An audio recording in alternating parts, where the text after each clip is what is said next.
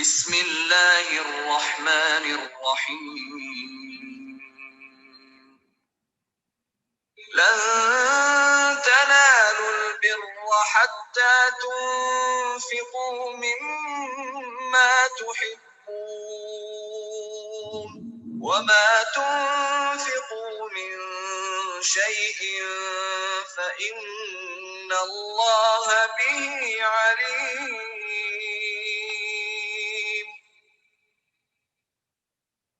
كل الطعام كان حلا لبني إسرائيل إلا ما حرم إسرائيل على نفسه من قبل أن تنزل التوراة قل فأتوا بالتوراة فاتلوها إن كنتم صادقين فمن افترى على الله الكذب من بعد ذلك فأولئك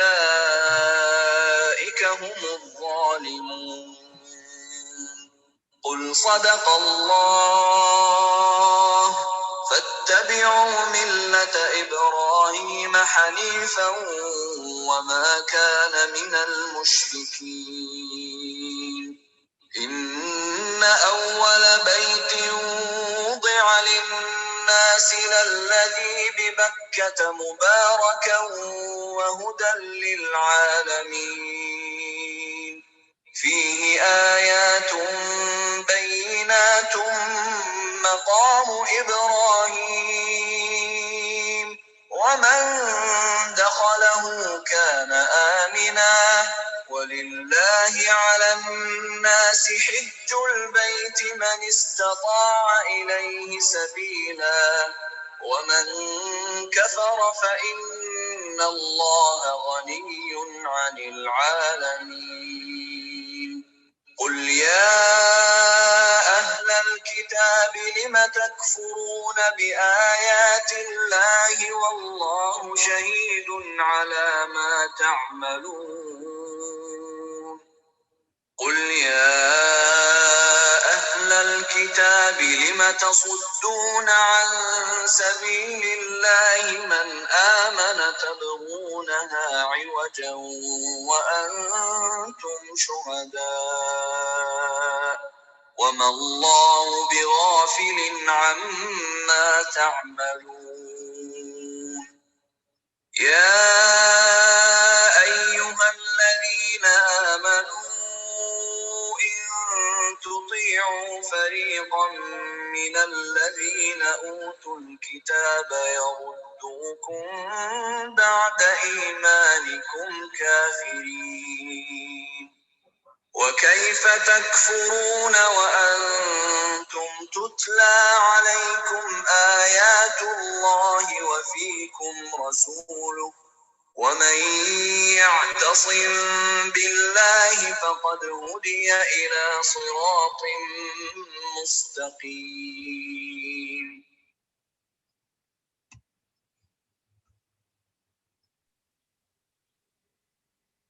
اعوذ باللہ من الشیطان الرجیم بسم اللہ الرحمن الرحیم رب اشرح لی صدری ویسر لی امری واحلل عقدۃ من لسانی یفقهوا قولی رب زدنی علما اللهم احسن عاقبتنا فی امور كلها واجرنا من خزي الدنيا وعذاب الآخرة اللهم لا سهل الا ما جعلته سهلا اللهم ارنا الحق حقا وارزقنا اتباعه وارنا الباطل باطلا وارزقنا اجتنابه آمین یا رب العالمین.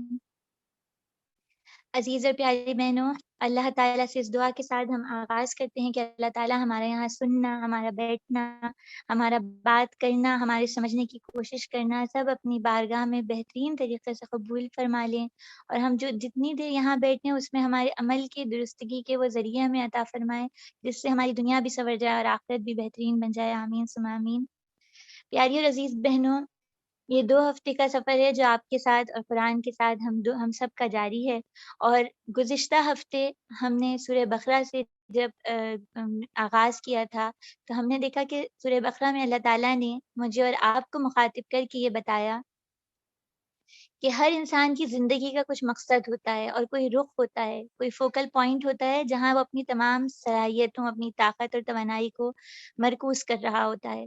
مجھے اور آپ کو اللہ تعالیٰ نے ان لوگوں کو جنہوں نے سورہ فاتحہ میں یہ دعا مانگی تھی کہ اللہ ہم آپ ہی کی عبادت کرتے ہیں اور آپ ہی سے مدد طلب کرتے ہیں، ہمیں سیدھا راستہ دکھائیے۔ اللہ رب العالمین نے مجھے اور آپ کو جو فوکل پوائنٹ عطا کیا ہے، مجھے اور آپ کو جو مقصد زندگی عطا کیا، وہ کیا تھا؟ فاستبقوا الخیرات، نیکیوں میں سبقت لینا ہے، نیکیوں میں دوڑ لگائیں، نیکیاں کرنے میں بھاگیں۔ اور پھر اس کے بعد سورہ بقرہ اور سورہ آل عمران کے اس تمام سفر میں ہم نے دیکھا کہ نیکی کی جو تعریف اور جو تصویر اللہ نے میرے اور آپ کے سامنے رکھی، وہ بہت منفرد اور بہت جامع ہے۔ یعنی دنیا کے تمام مذاہب میں نیکی کی کچھ نہ کچھ تعریف ہے۔ عیسائیوں میں تعریف یہ ہے کہ محبت کرنا، زمین و آسمان ہر چیز سے محبت کرنا اور بے تحاشا محبت کرنا، یعنی وہ حضرت عیسیٰ علیہ السلام سے بھی محبت کرنے لگے اور اس محبت کی ایک حد سے باہر نکل گئے۔ ان کے نزدیک نیکی کی تعریف محبت ہے۔ یہود کا معاملہ ہم نے دیکھا کہ وہ یہ نیکی سمجھتے تھے کہ ہر چیز کی بال کی کھال نکالنا اور بظاہر کسی کام کو کرنا لیکن اندر سے روح کا خالی ہونا ہی ان کی نیکی تھا، اور وہ اسی کو نیکی سمجھتے تھے۔ ہندوازم میں ہم دیکھتے ہیں کہ نیکی ہے انکساری اور عاجزی، اپنے آپ کو بالکل عاجز سمجھ لینا اور اپنے آپ کو معمولی سمجھ کے رہنا، انکساری، ہر کسی پاور کے آگے جھک جانا، یہ ہندوازم کی نیکی ہے۔ تو ہم نے بدھزم کو بھی دیکھا، بدھزم میں بھی نیکی کچھ ہوتی ہے کہ وہ برداشت کرنا، صبر کرنے کو نیکی سمجھتے ہیں۔ اسی طرح دنیا میں جتنی بھی اقوام اور قومیں موجود ہیں، ان میں دیکھیں گے کہ نیکی کا کچھ نہ کچھ معیار ہے، لیکن ان تمام صورتوں کے سفر کے دوران ہمیں یہ پتہ چلا کہ نیکی کی تعریف قرآن مجید جو میرے اور آپ کے سامنے رکھ رہا ہے، وہ بہت جامع اور بہت منفرد ہے، اس کے بہت سارے اینگلز ہیں، اور ان اینگلز کی اللہ تعالیٰ نے مجھے آپ کو مثالیں بھی دی، اور بہت ساری کافی مثالیں تھیں، لیکن 3 ہم یاد رکھیں گے کیونکہ وہ تینوں خواتین تھیں اور وہ بار بار میرے اور آپ کے سامنے آ جانی چاہیے۔ پہلی مثال حضرت حاجرہ علیہ السلام کی۔ ان کی نیکی کیا تھی کہ وہ اللہ کی رضا کے لیے اللہ پر توکل کر کے اپنے گھر کا آرام چھوڑ کر ایک نئی بستی آباد کرنے، اللہ کے گھر کی آبادی کو بسانے کے لیے وہ آئیں اور نکلی اپنے گھر سے۔ اور اس کے بعد ان کی کیا صحیح اور کوشش تھی، اپنے بچے کی بھوک اور اس کی پیاس کو دور کرنے کے لیے وہ دوڑتی تھی اور بھاگتی تھی، اور وہ صحیح اور وہ کوشش اتنی مقبول ہوئی کہ قیامت تک کے لیے دنیا میں ایک فیض جاری ہو گیا۔ وہ زمزم کا چشمہ کہیے یا وہ خانہ کعبہ کی وہ بستی کہیے جس میں ہمیشہ کے لیے امن رکھ دیا گیا ہے، یہ ان کی صبر، ان کی نیکی کا نتیجہ تھا۔ تو میں نے اور آپ نے بھی اس سے بہت کچھ سیکھنا ہے اور سیکھا ہوگا انشاءاللہ تعالیٰ۔ پھر ہمارے پاس دوسری مثال سورہ آل عمران سے حضرت مریم علیہ السلام کی والدہ کا ذکر آیا۔ ان کی نیکی کیا تھی کہ ان کی جو سب سے قیمتی اور سب سے پیاری متاع تھی، وہی انہوں نے اللہ کے دین کے لیے لگا دی۔ اور پھر اسی کو نیکی نہیں سمجھا، انہوں نے یہ نہیں سمجھا کہ بس میری اولاد جو ہے وہ اللہ کے دین کا کام کرے، یہ کافی ہو جائے گا، بلکہ وہ اتنی ویژنری قسم کی پرسنالٹی تھی، انہوں نے یہ سوچا کہ ٹھیک ہے، میں تو اس کو نیکی سمجھتی ہوں، لیکن میرے ساتھ کوئی اور بھی جڑا ہوا ہے جو ہر نیکی کو تباہ کرنے کے لیے تیار ہے، شیطان ہے۔ تو میں صرف اپنی اور اپنی اولاد کی نہیں بلکہ آگے والی نسلوں کے لیے بھی اللہ سے دعا مانگوں، اللہ تعالیٰ نے وہ دعا مجھے آپ کو پہنچائی ہے، تاکہ میں اور آپ اپنے دائرۂ کار کو سمجھیں کہ بحیثیت مسلمان عورت میری نیکی جو ہے وہ کیا ہے، کہ پھر اپنی بہترین متاع کو لگا کے اپنی نسلوں کی حفاظت اللہ کے حوالے کرنا اور اس کے لیے شیطان سے محتاط ہو جانا۔ اور پھر اس کے بعد دیکھیے کہ تیسری مثال میرے اور آپ کے سامنے حضرت مریم علیہ السلام کی آتی ہے کہ وہ کیسی ہیں، کہ اللہ تعالیٰ نے، یعنی آپ دیکھیے کہ آج کی پوری ایک ہمارے پاس سورہ نساء کا بھی آغاز ہونے والا ہے، اور اس وقت جس طرح پہلے بھی بات ہوئی کہ بہت زور و شور سے خواتین کے حقوق کی آواز بلند کی جا رہی ہے، جس میں ایک نعرہ یہ ہے کہ میری ذات سے کے حوالے سے کوئی بھی فیصلہ میرے والدین، کوئی بھی میرا یعنی والدین یا میرا ولی یا میری نگران کیوں کرے، میں خود مختار ہوں، میں خود فیصلے کر سکتی ہوں۔ حضرت مریم علیہ السلام کی زندگی ہم کیا دیکھتے ہیں کہ ماں نے فیصلہ کیا، انہوں نے سوال نہیں کیا کہ کیوں، میری پیدائش سے پہلے کیوں طے کر لیا کہ میں اللہ کے دین کے لیے لگوں گی، میں کیوں اپنی زندگی کو بسر کروں، بلکہ وہ اس پہ راضی اور رضا ہو گئیں، اور انہوں نے سمجھا کہ یہی نیکی ہے، یہی میری زندگی کے لیے ہے۔ اور اس کے بعد ان کا دوسرا امتحان ماں بننا تھا، بہت مشکل کام تھا، یہ آسان کام نہیں تھا۔ اور آج جب یہ بہت سے لوگ یہ سوال کرتے ہیں، یعنی اسلام پر یہ بات اٹھائی جاتی کہ کوئی پیغمبر کیوں نہیں عورت آتی، تو وہاں میرے اور آپ کے لیے حضرت مریم علیہ السلام کی مثال ہے کہ پیغمبر عورت نہیں بنتی، لیکن پیغمبر ماں کی گود میں، عورت کی گود میں ہی پرورش پاتے ہیں۔ حضرت آدم علیہ السلام کے علاوہ ہر پیغمبر کی زندگی میں، حضرت موسیٰ علیہ السلام کو دیکھیے، حضرت فرعون کی بیگم جو تھیں، ان کی ماں نہیں تھی تو بھی وہ ایک خاتون تھیں۔ تو خاتون کا کام بہت ہی عظیم اور بہت بہترین ہے۔ وہ ہیومن ریسورس کی، دنیا کی سب سے قیمتی چیز کی حفاظت کرتی ہے، اس کی پرورش کرتی ہے، اور یہی اس کی نیکی ہوتی ہے۔ تو پیاری بہنوں، آج جو ہمارے سفر کا آغاز ہوگا، اس میں بھی ہمیں جگہ جگہ چوتھے پارے میں نیکی کے لیے چیزیں ملیں گی۔ یہ میں اور آپ اپنے پاس نوٹ کریں گے اور پھر دیکھیں گے اس کو ہم کہاں استعمال کر سکتے ہیں۔ سب سے پہلے ہم رکوع نمبر 1، 2 اور 3 کا ترجمہ پڑھتے ہیں انشاءاللہ تعالیٰ۔ اللہ تعالیٰ ان سب کاموں کو ہمارے لیے آسان کر دیں، اور پھر اس کے بعد اس سے متعلق نکات دیکھیں گے۔ بسم اللہ الرحمن الرحیم۔ تم نیکی کو نہیں پہنچ سکتے جب تک کہ اپنی وہ چیزیں اللہ کی راہ میں نہ خرچ کرو جنہیں تم عزیز رکھتے ہو، اور جو کچھ تم خرچ کرو گے اللہ اس سے بے خبر نہیں ہے۔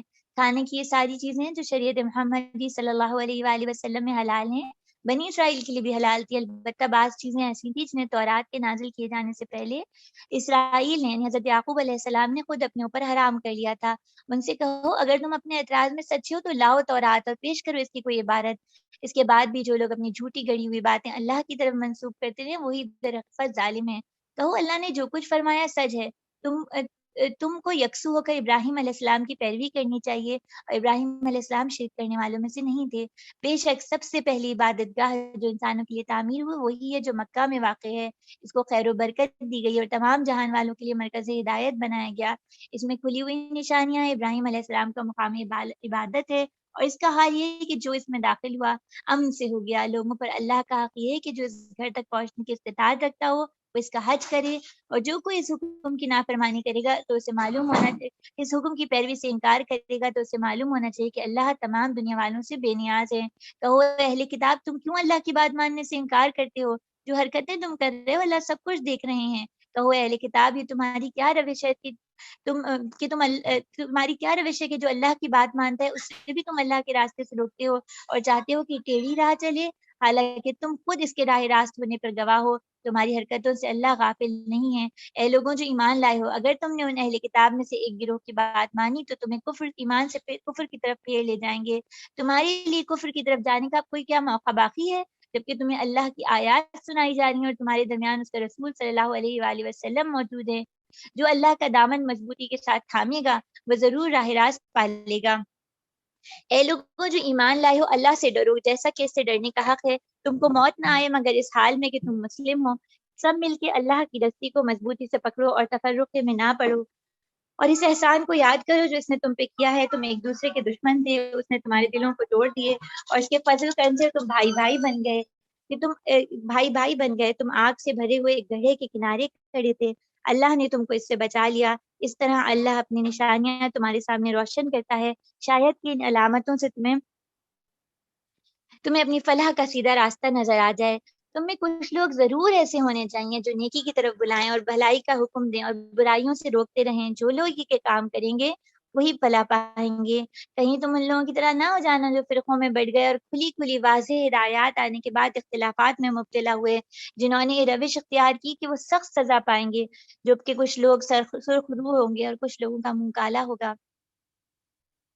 جن کا منہ کالا ہوگا ان سے کہا جائے گا کہ نعمت ایمان لانے کے بعد تم نے کفر اختیار کیا، اچھا تو اب اس نعمت کے کفر کے سلسلے میں عذاب کا مزہ چکو۔ اللہ تعالیٰ ہم سب کو دوزخ کے عذاب سے پناہ میں رکھے، آمین ثم آمین۔ رہے وہ لوگ جن کے چہرے روشن ہوں گے تو ان کو اللہ کے دامن رحمت میں جنت ملے گی اور وہ ہمیشہ اسی میں رہیں گے۔ یہ اللہ کے ارشادات ہیں جو ہم تمہیں ٹھیک ٹھیک سنا رہے ہیں، کیونکہ اللہ دنیا والوں پہ ظلم کرنے کا کوئی ارادہ نہیں رکھتے۔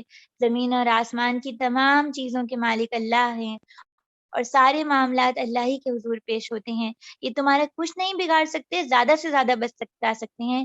اگر یہ تم سے لڑیں گے تو مقابلے میں پیٹھ دکھائیں گے، پھر ایسے بے بس ہوں گے کہ کہیں سے ان کو مدد نہ ملے گی۔ یہ جہاں بھی پائے گئے ان پر ذلت کی مار پڑی، کہیں اللہ کے ذمے یا انسانوں کے ذمے پناہ مل گئی تو یہ ایک اور بات ہے۔ یہ اللہ کے غضب میں گھر چکے ہیں، ان پر محتاجی اور مغلوبی مسلط کر دی گئی ہے، اور یہ سب اس وجہ سے کہ اللہ کی آیات سے کفر کرتے رہے۔ انہوں نے پیغمبروں کو ناحق قتل کیا، یہ ان کی نافرمانی اور زیادتیوں کا نتیجہ ہے۔ مگر سارے اہل کتاب یکساں نہیں، ان میں کچھ لوگ ایسے بھی ہیں جو راہ راست پر قائم ہیں، راتوں کو اللہ کی راہ میں آیات پڑھتے ہیں، اس کے آگے سجدہ ریز ہوتے ہیں، اللہ اور روز آخرت پر ایمان رکھتے ہیں، نیکی کا حکم دیتے ہیں اور برائیوں سے روکتے ہیں، اور بھلائی کے کاموں میں سرگرم لوگ ہیں، یہی صالح لوگ ہیں، اور جو یہ نیکی کریں گے اس کی ناقدری نہ کی جائے گی، اللہ پرہیزگاروں کو خوب جانتا ہے۔ رہے وہ لوگ جنہوں نے کفر کا رویہ اختیار کیا تو اللہ کے مقابلے میں نہ ان کا کچھ مال کام آئے گا نہ اولاد، وہ تو آگ میں جانے والے لوگ ہیں اور آگ میں ہی ہمیشہ رہیں گے۔ جو کچھ وہ اپنی اس دنیا کی زندگی میں خرچ کر رہے ہیں اس کی مثال اس ہوا کی سی ہے جس میں پالا ہو اور ان کی لوگوں کی کھیتی پہ چلے۔ جنہوں نے اپنے اوپر ظلم کیا اور اسے برباد کر کے رکھ دے، اللہ نے ان پہ ظلم نہیں کیا، در حقیقت یہ خود اپنے اوپر ظلم کر رہے ہیں۔ اے لوگوں جو ایمان لائے ہو، اپنی جماعت کے لوگوں کے سوا دوسروں کو رازدار نہ بناؤ، وہ تمہاری خرابی کے کسی موقع سے فائدہ اٹھانے میں نہیں چوکتے، مگر تمہیں جس چیز سے نقصان پہنچے وہی ان کو محبوب ہے۔ ان کے دلوں کے بغض ان کے منہ سے نکلے پڑتے ہیں اور جو کچھ وہ اپنے سینوں میں چھپائے ہوئے ہیں وہ اس سے شدید تر ہے۔ ہم نے تمہیں صاف صاف ہدایات دے دی ہیں، اگر تم عقل رکھتے ہو تو ان سے تعلق رکھنے میں احتیاط برتو۔ تم ان سے محبت رکھتے ہو مگر وہ تم سے محبت نہیں رکھتے، حالانکہ تم کتب آسمانی کو مانتے ہو۔ جب تم سے ملتے ہیں تو کہتے ہیں ہم نے بھی تمہیں اور تمہارے رسول اور تمہاری کتاب کو مان لیا، مگر جب جدا ہوتے ہیں تو تمہارے خلاف ان کے غیظ اور غضب کا یہ حال ہوتا ہے کہ اپنی انگلیاں چبانے لگتے ہیں۔ ان سے کہہ دو کہ اپنے غصے میں آپ جل مرو، اللہ دلوں کے چھپے ہوئے رازوں کو جانتا ہے۔ تمہارا بھلا ہوتا ہے تو ان کو برا معلوم ہوتا ہے، اور تم پر کوئی برا مصیبت آتی ہے تو یہ خوش ہوتے ہیں، مگر ان کی کوئی تدبیر تمہارے خلاف کارگر نہیں ہو سکتی، بشرط یہ کہ تم صبر سے کام لو، اللہ سے ڈر کر کام کرتے رہو، اور جو کچھ یہ کر رہے ہیں اللہ اس پر حاوی ہیں۔ پیاری بہنوں، ہم نے رکوع نمبر 1، 2 اور 3 کا ترجمہ پڑھا ہے، اور اس کے بعد یعنی آیت نمبر 92 سے 120 تک ہمارا مطالعہ رہا، اور اس میں ہم جو موضوعات دیکھیں گے وہ نیکی کی تعریف ہے، اللہ کی رسی، امت مسلمہ کا مقصد وجود، اور محبت اور نفرت میں عدل کا رویہ ہے۔ سب سے پہلے اس پاری کا آغاز جس آیت سے ہو رہا ہے، لن تنالوا البر حتی تنفقوا مما تحبون، یہ اتنی پیاری آیت ہے اور بہت ہی منفرد سی آیت ہے۔ دیکھیے پیاری بہنوں، سب سے پہلی چیز اللہ تعالیٰ مجھ سے یہ کہہ رہے ہیں کہ تمہیں نیکیوں میں سبقت لے جانی ہے، نیکیوں کی ریس میں حصہ لینا ہے، نیکیوں میں جیتنا ہے، ازلی ابدی کامیابی تک پہنچنا ہے، تو سب سے پہلے اپنی محبوب چیزوں میں سے اللہ کی راہ میں خرچ کرو۔ تو سب سے پہلے تو مجھے اور آپ کو یہ سوچنا ہوگا نا کہ میری محبوب چیز ہے کیا، وہ کیا ہے جس کو میں لگاؤں، اور اللہ نے مجھ سے مما کہا ہے، مما تحبون، اس میں سے یعنی کچھ حصہ لگاؤ، پورا نہیں کہا کہ پورا کا پورا اللہ کی راہ میں دے دیں۔ تو آج میں اور آپ کیا کریں، ہم اپنی اپنی محبوب چیزوں کا جائزہ لیں۔ میری محبوب چیز کیا ہے؟ اولاد ہے، گھر ہے، مال ہے، وقت ہے، توانائی ہے، آرام ہے، صلاحیت ہے، کچھ نہ کچھ تو ہے نا جو مجھے ساری چیزوں سے زیادہ پیارا ہے۔ والدین ہیں، بہن بھائی ہیں۔ میں اور آپ اپنی اپنی محبوب چیزوں کو دیکھیں اور جائزہ لیں اور ان کو اللہ کی راہ میں لگانے والے بن جائیں۔ اور اللہ کی راہ میں لگانا یعنی لگتا ہے کہ اس بات سے کیا مطلب ہے؟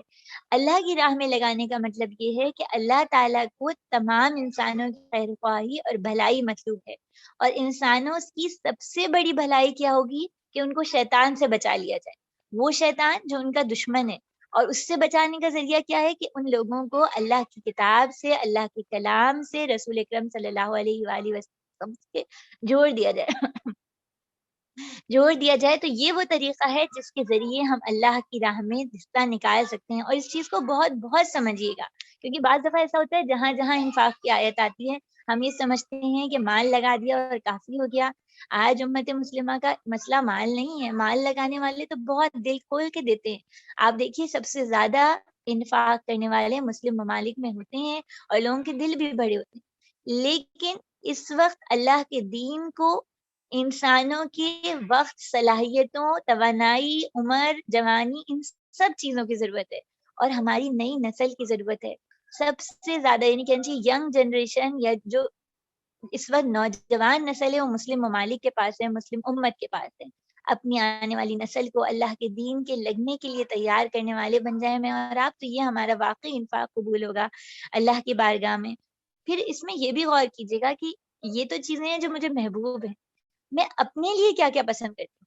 بعض دفعہ ایسا ہوتا ہے کہ میں اپنی محبوب چیز میں سے تو حصہ نکال دیتی ہوں، لیکن جو چیزیں میں اپنے لیے پسند کرتی ہوں، جیسے میں چاہتی ہوں کہ مجھے بہت عزت دی جائے، مجھے بہت محبت ملے، مجھے ہمدردی ملے، مجھ سے خیر خواہی کی جائے، مجھے اچھے مشورے ملیں، کچھ بھی جو کچھ میں اپنے لیے اچھا اچھا چاہتی ہوں نا، وہ پھر اپنے آپ سے وابستہ تمام انسانوں کے لیے وہ ان کے لیے بھی اسی طرح پسند کروں، کیونکہ آپ سب کے ذہن میں وہ حدیث ہوگی کہ تم میں سے کوئی مومن نہیں ہو سکتا جب تک اپنے بھائی کے لیے وہی نہ چاہے جو اپنے لیے چاہتا ہے۔ تو اللہ کی راہ میں دینے کے لیے اس بات کے اس پہلو پہ بھی غور کیجیے گا۔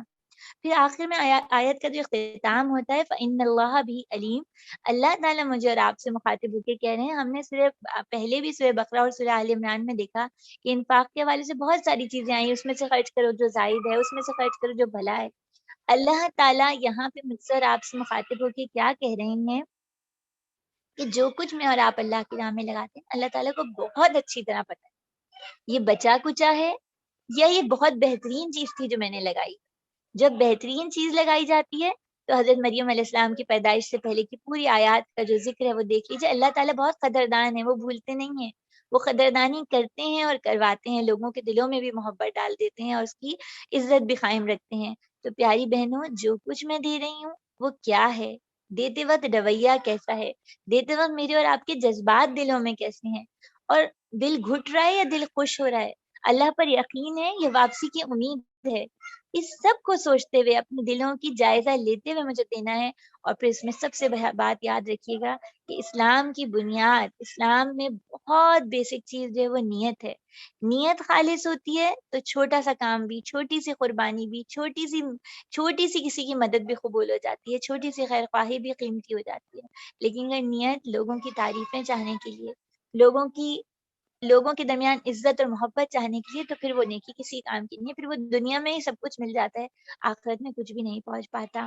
پھر اسی طرح ہم دیکھتے ہیں کہ صحابہ نے جب یہ آیت سنی تھی تو ان کا کیا رویہ تھا۔ حضرت ابو طلحہ انصاری کا کہا جاتا ہے بہت اچھا باغ تھا اور قیمتی ترین زمین تھی، اور یہ کہا جاتا ہے یہ بہت دولت مند یعنی اچھے صحابی، یعنی کہنا چاہیے مالی طور پہ مستحکم حیثیت تھی ان کی۔ ان کو جب یہ آیت پتہ چلی تو انہوں نے کہا اللہ کے رسول صلی اللہ علیہ وآلہ وسلم میں اپنا وہ باغ دیتا ہوں اللہ کی راہ میں۔ تو اللہ کے رسول صلی اللہ علیہ وسلم نے ان کو کہا دینے کو کہا، اور ساتھ ہی کہا کہ اپنے چچا زاد بھائیوں میں تقسیم کر دو۔ یعنی مجھے اور آپ کو یہاں سے کیا لرننگ پوائنٹ ہمارے لیے کہ ہمیں یہ سمجھنا ہے کہ انفاق کرنے کے لیے، اللہ کی راہ میں لگانے کے لیے سب سے پہلے آس پاس نظر ڈالیں۔ یہ نہ ہو کہ ہم باہر تو بہت کچھ کرتے پھر رہے ہیں اور ہمارے نزدیکی لوگ خالی ہاتھ بیٹھے ہوئے ہوں۔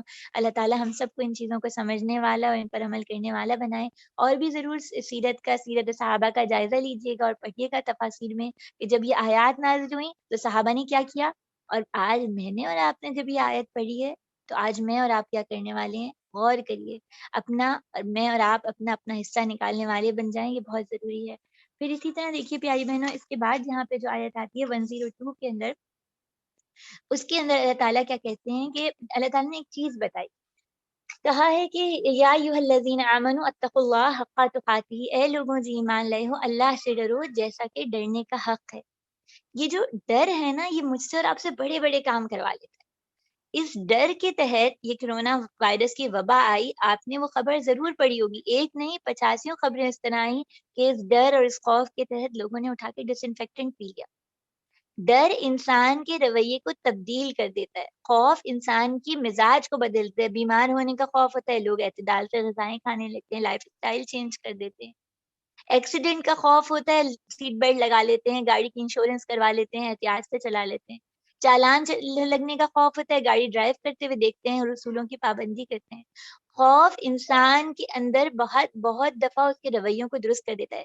مجھے اور آپ کو اللہ تعالیٰ اس آیت کے ذریعے کیا پیغام دے رہے ہیں کہ دنیا کے تمام خوفوں سے نکل جائے، دنیا کے تمام ڈروں سے نکل جائیں، اور کس کے ڈر، کس کے خوف کے تحت آ جائیں، اللہ کا ڈر حق تقاتہ۔ جب یہ آیت آئی تھی تو صحابہ بہت بےتاب ہو گئے تھے، بہت بے چین ہو گئے تھے، اور اللہ کے رسول صلی اللہ علیہ وسلم سے کہا تھا کہ ہم کیسے اس طرح ڈر سکتے ہیں جیسا کہ ڈرنے کا حق ہے، یہ تو ہم نہیں کر سکتے۔ تو پھر ایک اور آیت بھی آئی تھی جس کے اندر یہ پتہ چلا تھا، سورہ تغابن میں آئے گی وہ آیت انشاءاللہ تعالیٰ، کہ اس سے یہ پتہ چلے گا کہ جتنی استطاعت ہے، یعنی میں اور آپ اللہ سے کیسے ڈریں۔ اللہ سے سب سے پہلے تو اس چیز کو سمجھیے گا کہ اللہ سے ڈرنے کا مطلب یہ ہے کہ اللہ اس خوف کے تحت، اس ڈر کے تحت کہ اللہ مجھے دیکھ رہے ہیں، اپنی پوری قوت، اپنی پوری استطاعت، یعنی جتنا علم میرے پاس ہے، جتنی توانائی میرے پاس ہے، جتنی سمجھ میرے پاس ہے، اس کے مطابق اللہ کی فرما برداری کروں۔ اللہ تعالیٰ اس کو چیک کر لیں گے، کتنا علم، کتنی سمجھ، کتنی عقل میرے پاس تھی۔ اور پھر اس میں یہ بھی شامل ہے تقویٰ کے اندر کہ حالات چاہے جو بھی ہوں، اللہ سے اس بات کا ڈر کہ اللہ مجھ سے خفا نہ ہو جائے، اللہ کی ہمیشہ شکر گزاری کرنے والی بن جاؤں. اور تقوی میں یہ بھی شامل ہے کہ کوئی ایسا کام نہ کروں جو اللہ نے منع کیا ہو، چاہے ساری دنیا اس کے ساتھ کھڑی ہو جائے اس غلط کام کے، لیکن میں کہوں نہیں میرے رب نے منع کیا، میں یہ کام نہیں کر سکتی. کسی کی ملامت سے، کسی کی ڈانٹ ڈپٹ سے، کسی کے ڈر سے وہ کام نہ کروں جو رب نے منع کیا.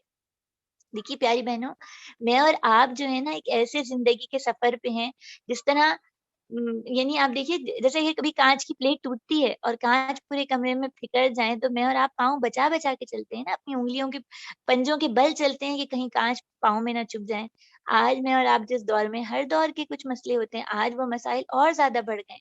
ہم اللہ کے رسول صلی اللہ علیہ وآلہ وسلم سے بہت دور ہیں، ہمارا سالوں کا سفر پہ مرید ہے، اور پورا ایک معاشرہ، پوری ایک تہذیب ہے جو مجھے اور آپ کو گناہوں کی طرف بلانے والی، گناہوں کو ہمارے لیے آسان کرنے والی، ہمارے نفس کا بھی زور کا چلنے لگا ہے ہم پر. تو اس سب میں وہ چیز جو مجھے اور آپ کو بچا لے گی، وہ منہ پھونک کر چلنا، گناہوں سے بچنا، وہ تقویٰ ہے. تو اللہ تعالیٰ مجھے اور آپ کو دعوت دے رہے ہیں کہ اللہ سے ڈرو.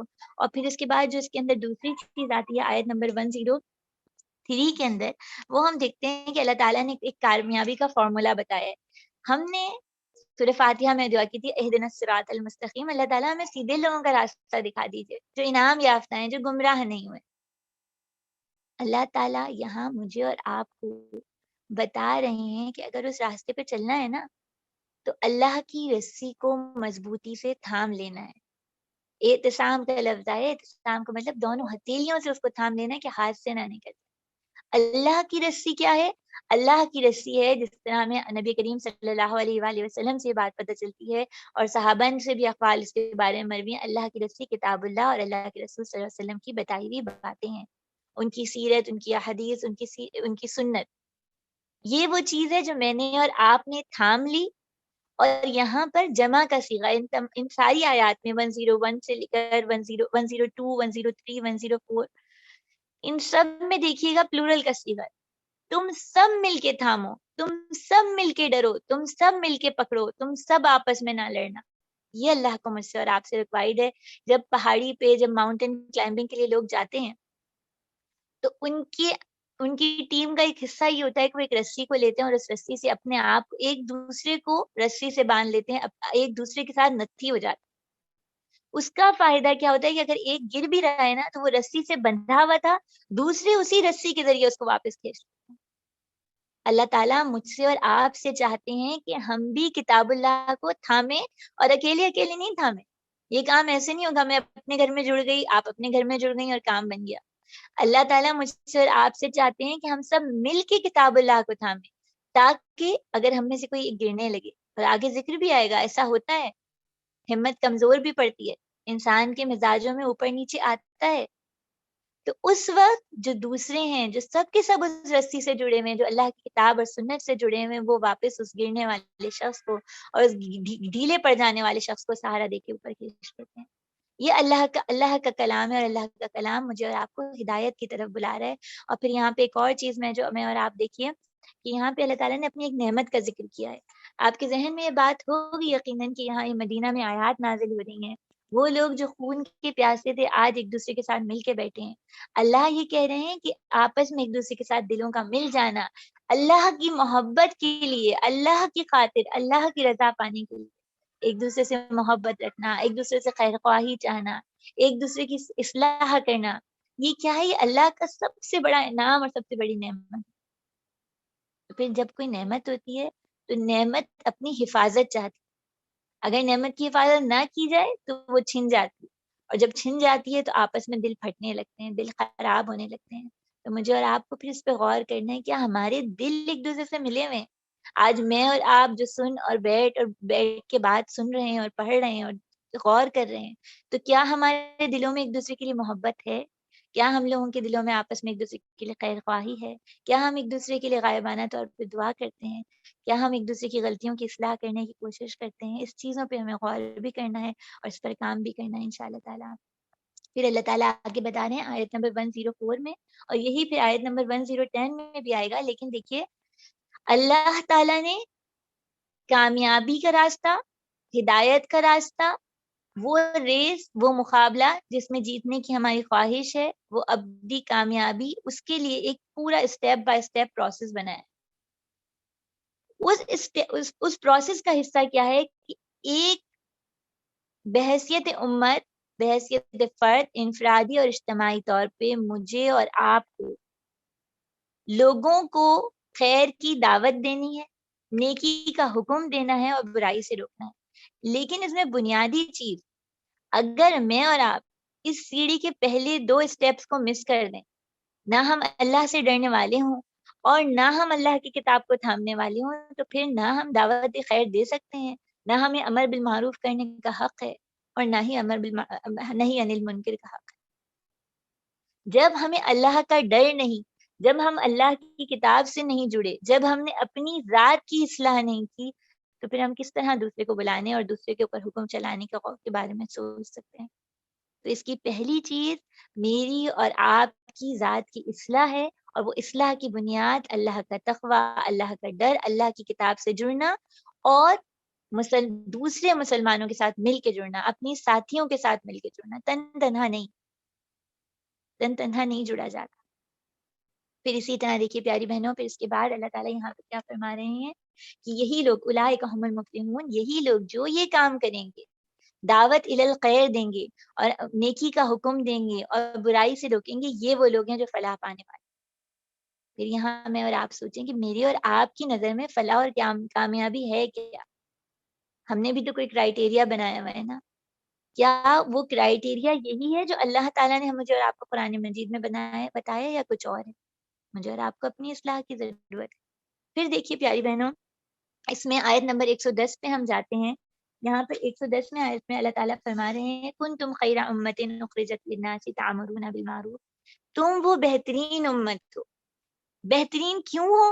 اس کی وجہ بتا دیے. مجھے اور آپ کو میری زندگی کا رول، مشن، ویژن بتا رہے ہیں اللہ تعالیٰ. اللہ کے بندوں کو خیر کی طرف دعوت دینا، اللہ کے بندوں کو نیکی کی طرف بلانا، اللہ کے بندوں کو برائی سے روک لینا.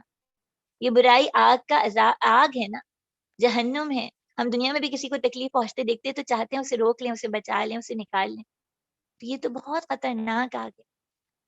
اصل جو ذمہ داری میری اور آپ کی دی گئی ہے وہ یہ ہے کہ لوگوں کی طرف دعوت پہنچانے والے بن جائیں. اور اس میں ساری چیزوں پہ غور کریے گا. یہاں پہ دعوت کا لفظ ہے نا، یدعون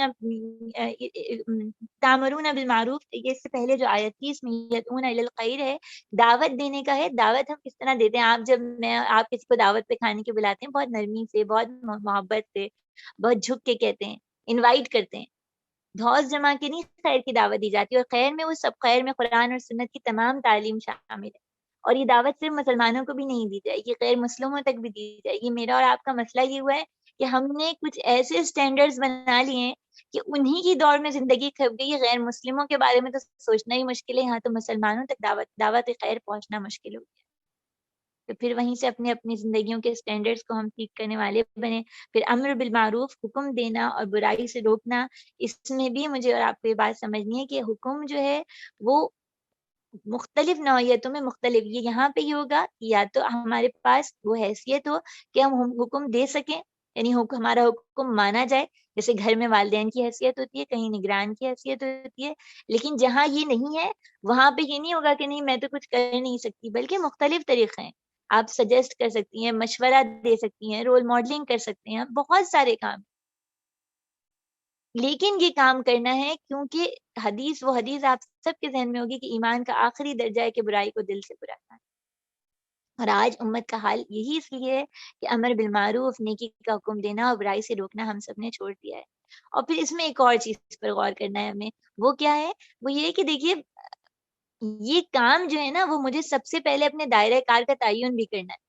یعنی ایسا نہ ہو کہ میں امر بالمعروف اور نہی عن المنکر فیس بک کے تھرو ساری دنیا میں کر رہی ہوں، واٹس ایپ کے میسیجز کے ذریعے سارے زمانے میں پھیلا رہی ہوں، لیکن اپنی اصلاح ہو پا رہی ہے نہ اپنے آپ سے وابستہ گھر میں. اگر گھر میں کہیں کچرا پڑا ہو اور آپ اس کچرے کی صفائی چھوڑ کر ایک ہاتھ بڑھا کے اوپر جالے صاف کرنا شروع کریں، ہاتھ جالے تک نہ جائے گا، آپ بھی تھک جائیں گے. آپ کو نیچے کی بھی صفائی کرنی ہوگی اور جالے تک پہنچنے کے لیے بھی کچھ ریسورسز کو یوز کرنا ہوگا. کبھی کوئی موپ، کوئی بڑا سا وہ ہوگا، بروم ہوگی، کوئی چیز ہوگی. تو اپنے دائرے کا تعین کر اور اس کے اندر سب سے پہلے اپنی ذات کی اصلاح کر کے دیکھ کر پھر دوسرا بدلتا چلے جاتے ہیں لوگ. جو آپ سے وابستہ ہوں گے وہ بدلیں گے. اس کام کو ہمیں کرنا ہے. اور پھر دیکھیے کہ جو خیر کی دعوت دینے کا اجر ہے، خیبر کے موقع پہ نبی کریم صلی اللہ علیہ وآلہ وسلم نے فرمایا تھا کہ اللہ کی قسم تمہارے ذریعے ایک شخص کو بھی ہدایت مل جائے تو یہ تمہارے لیے 100 سرخ اونٹوں سے بہتر ہے. پھر اسی طرح ہم دیکھتے ہیں کہ اس کے اندر جو اور ہمارے پاس موجود ہے، ایک تو ہمارے پاس یہ چیز آتی ہے کہ اس میں اعتدال کا رویہ اللہ تعالیٰ نے مجھے اور آپ کو سکھایا ہے کہ کس طرح کے ان آیات کے بعد پھر اہل کتاب کے رویے بتائے تھے، کس طرح وہ اپنی نفرت میں، بغض میں انگلیوں کو کاٹتے ہیں، دل میں نفرت رکھتے ہیں، لیکن ساتھ ہی اللہ تعالیٰ نے بتایا تھا کہ ان میں بھی بھلے موجود ہیں. تو پھر میں اور آپ اپنے رویے کو کریکٹ کریں، دیکھیں کہ کہیں ہم نفرت میں بھی حد سے گزر جانے والے نہ بن جائیں. اور ایک اور اہم چیز جو ان آیت میں تھی، بتانا کا لفظ آیا تھا کہ تم مشرکین کو یا اہل کتاب کو اپنا ایسا بتانا کہتے ہیں استر جو کپڑے کے اندر لگا ہوتا ہے، جو بہت قریب چیز ہوتی ہے جسم کے. ایک طرف آیا تھا سورہ بقرہ سے، یاد ہوگا آپ کے کہ میاں بیوی کو ہننا لباس لہننا لکم والی آیت تھی کہ وہ تمہارے لیے لباس ہیں.